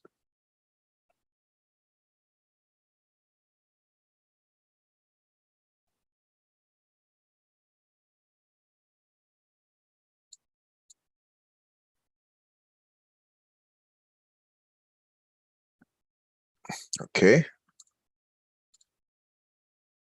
I mean,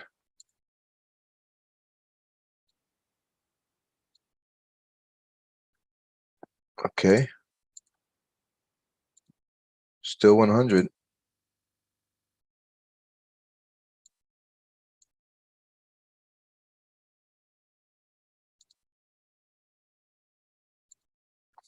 Is it going back to that original issue that I had? Or when I set the column for a savable state? It doesn't set it, it sets it right there.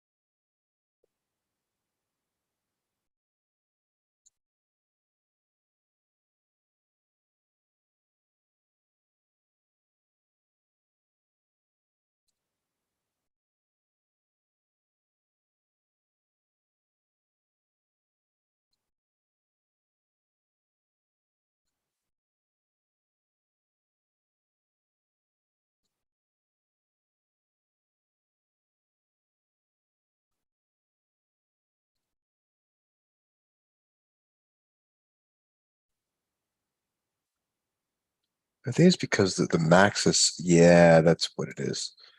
The max width and all that is set. Just remove that. Yeah, there it is. That's way, yeah, there we go. That's the problem.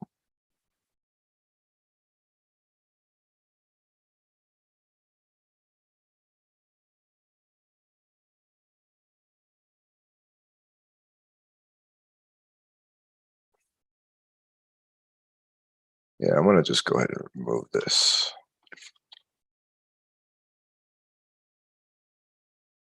Yeah, because that's dumb. So that was updated. What was updated though? I forgot. It was the oh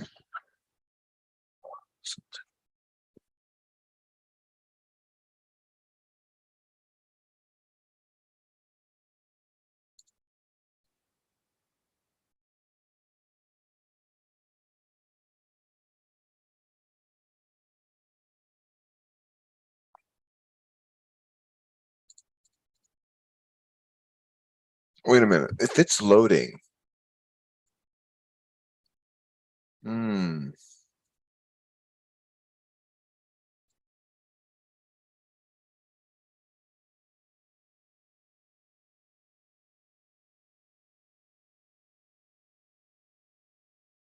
Mm-hmm.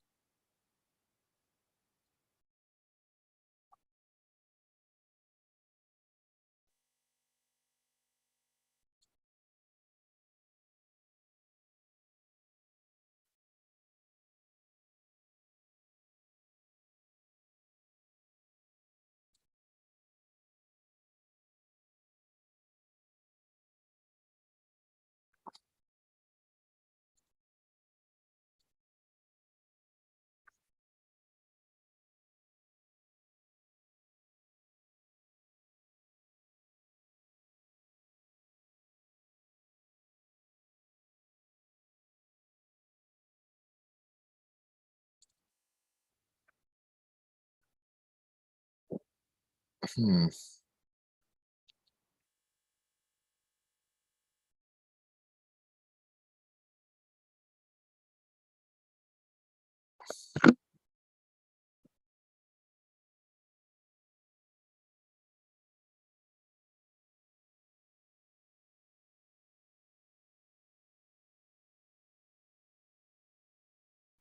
We'll see. Let's see what happens if I change the max. But anyway.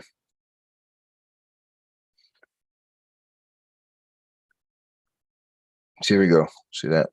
There we go. So now we're screwed again. All right. So yeah, it's definitely yeah.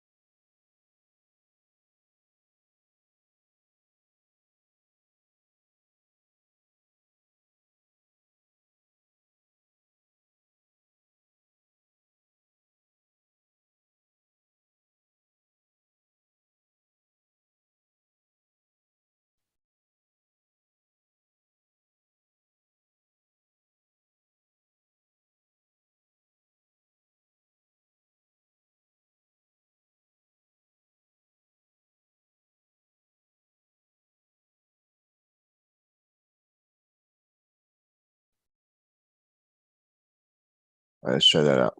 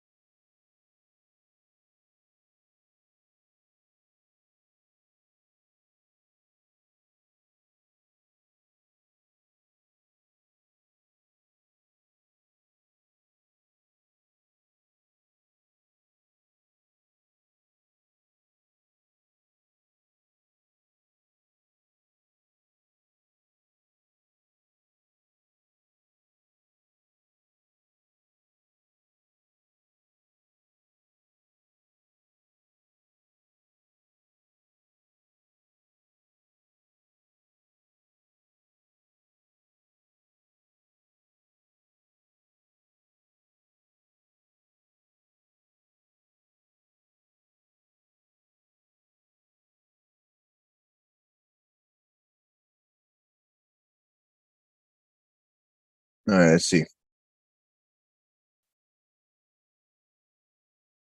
All right, let's see here. All right, so I refreshed it. So I don't know what I refreshed, but I refreshed it. I think I need to refresh it one more time. Yeah, update it again.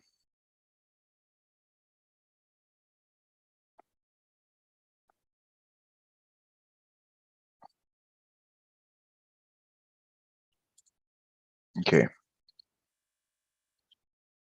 So, right, the column sizing. There we go.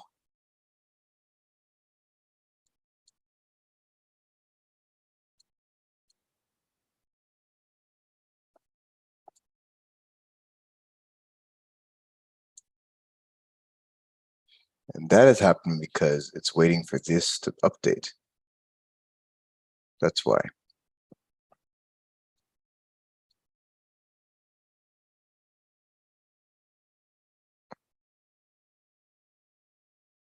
It's good width.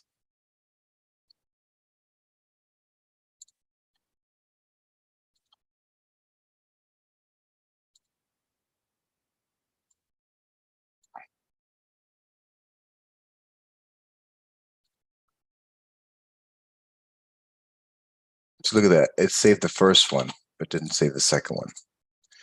So I think once this change that I did is going to do it. See that? So now if I do the refresh.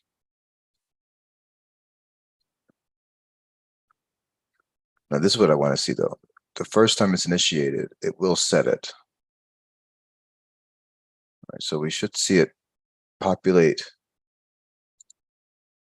Nothing. Well, it's doing that because it's. Oh, that's okay. Yeah. Okay. Yeah. Okay. So that's probably fine. If it's loading, if it's not loading.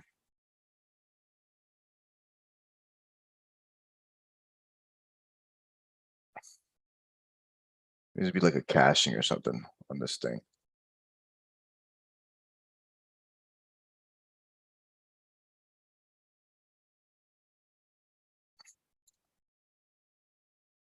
Wonder how.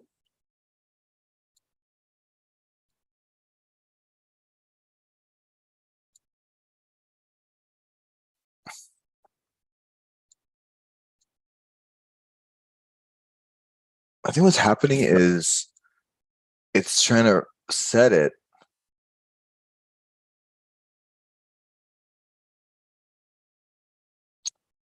Yeah, I need a. Yeah, we're gonna do this. All right, we're gonna do this. We're gonna say. How are we gonna do it? Are we gonna do it? Are we gonna do it? All right.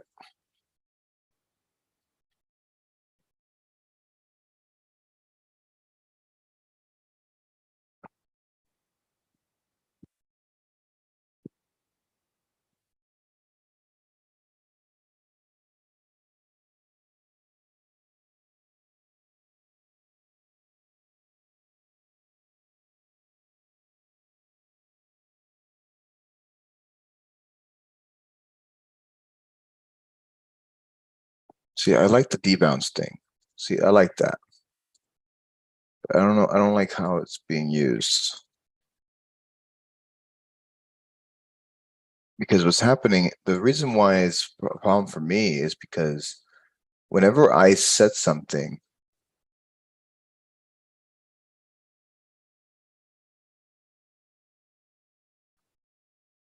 I'm doing a patch.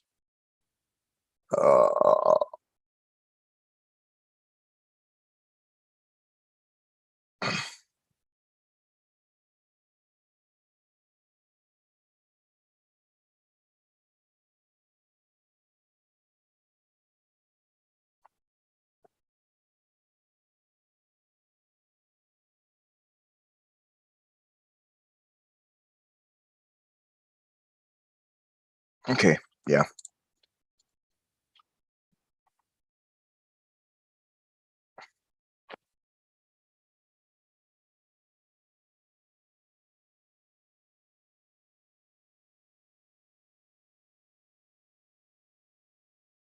See, because this is gonna have also.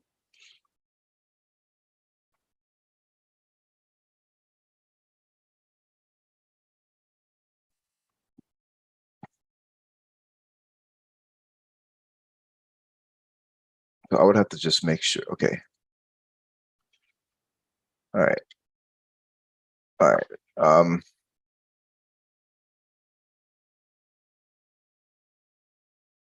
okay.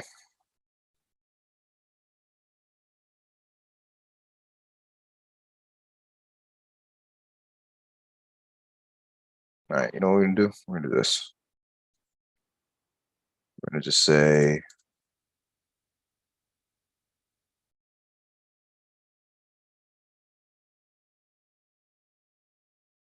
See if we do that.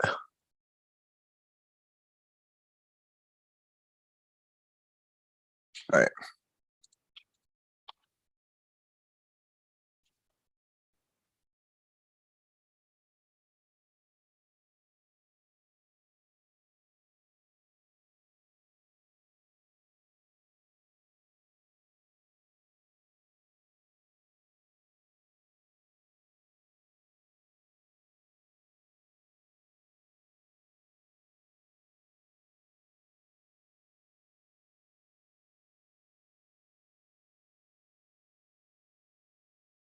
We'll just get rid of, yeah.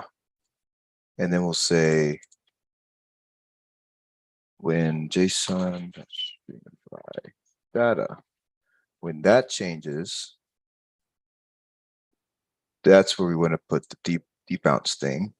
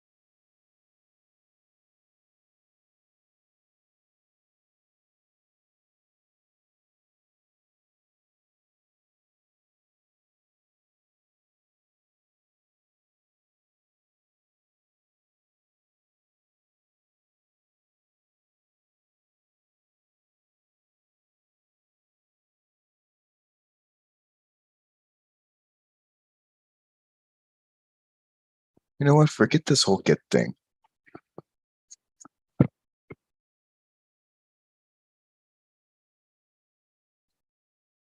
Yeah, forget this whole get thing.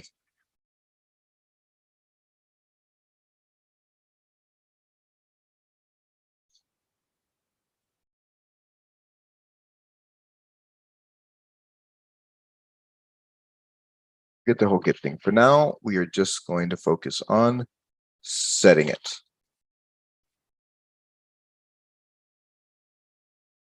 We're going to set it to ID setting, ID of ID.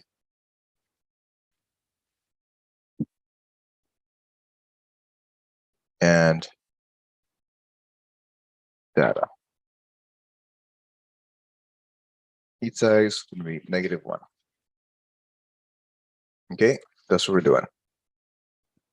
And that's it.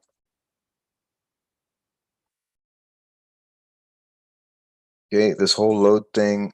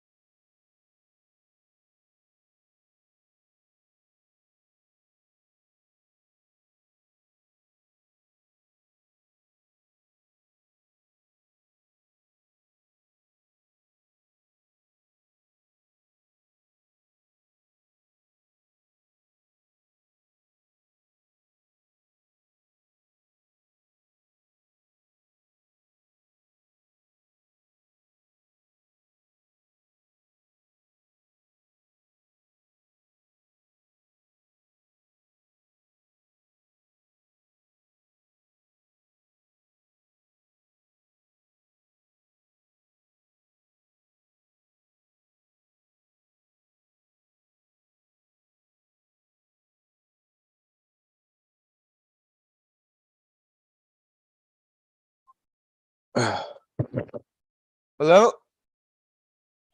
Yeah.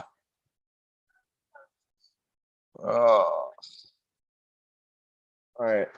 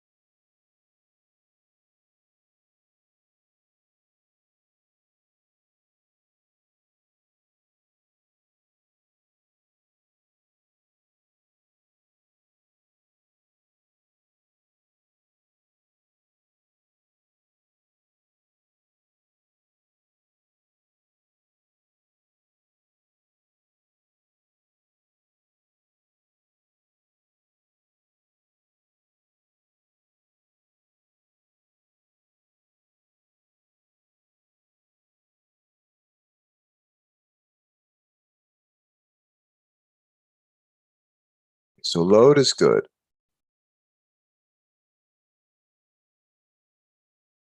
So we're going to load in the beginning.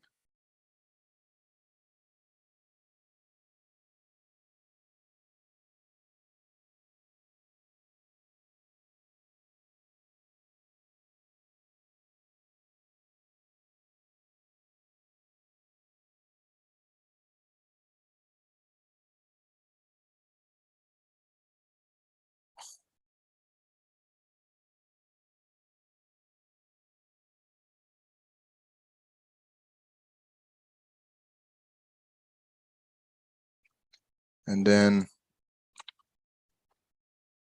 we're going to, whenever there's a change to the data, actually I think I right there, whenever there's a change to the data, we're going to save the data.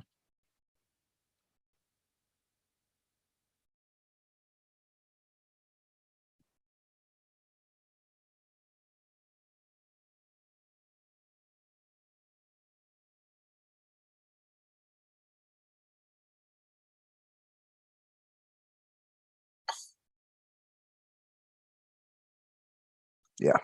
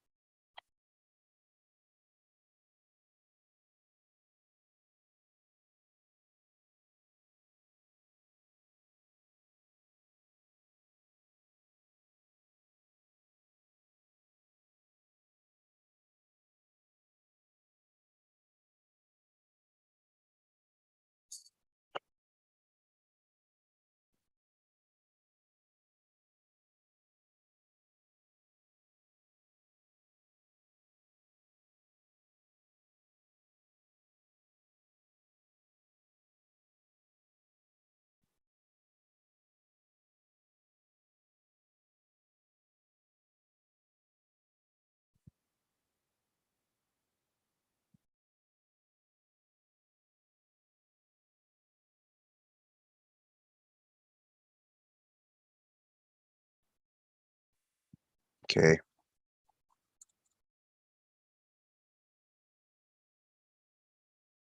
So last thing we're gonna do is if we are not saving and we are not loading,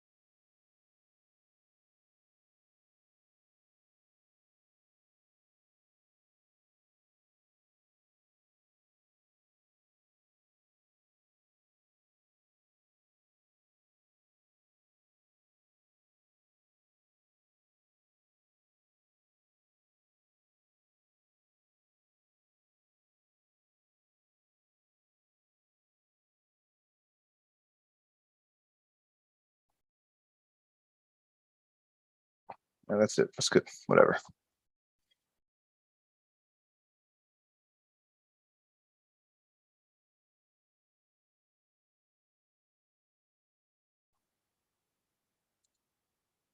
Okay. With all that, now all we have to do is set state here.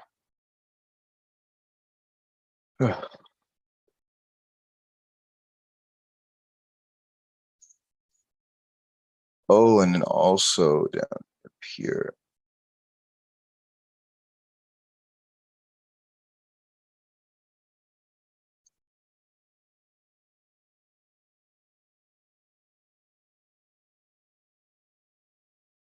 All right, that's good.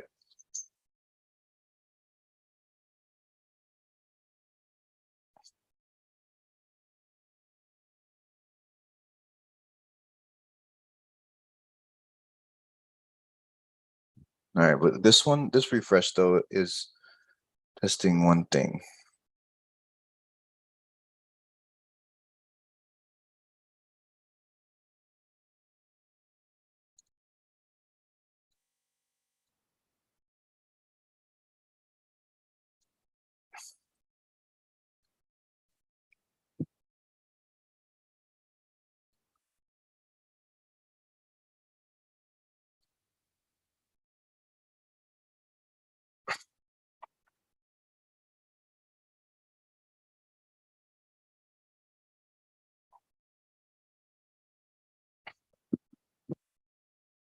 There you go. So that works, but this kind of doesn't work.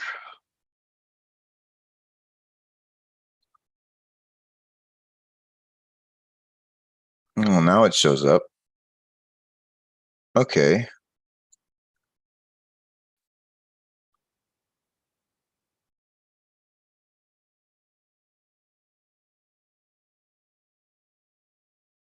Come on.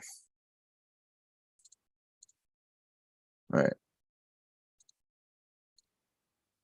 So this just needs to wait on this as well.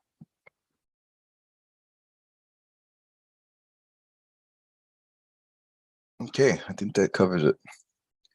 All right, so that's the end of today's little thing. I think we covered a lot. We got filtering, we got ordering, we got saving in the state. We got a lot already. Maybe tomorrow we'll go over, we'll try to see how we can group these because that'll be the next thing. All right, that's it.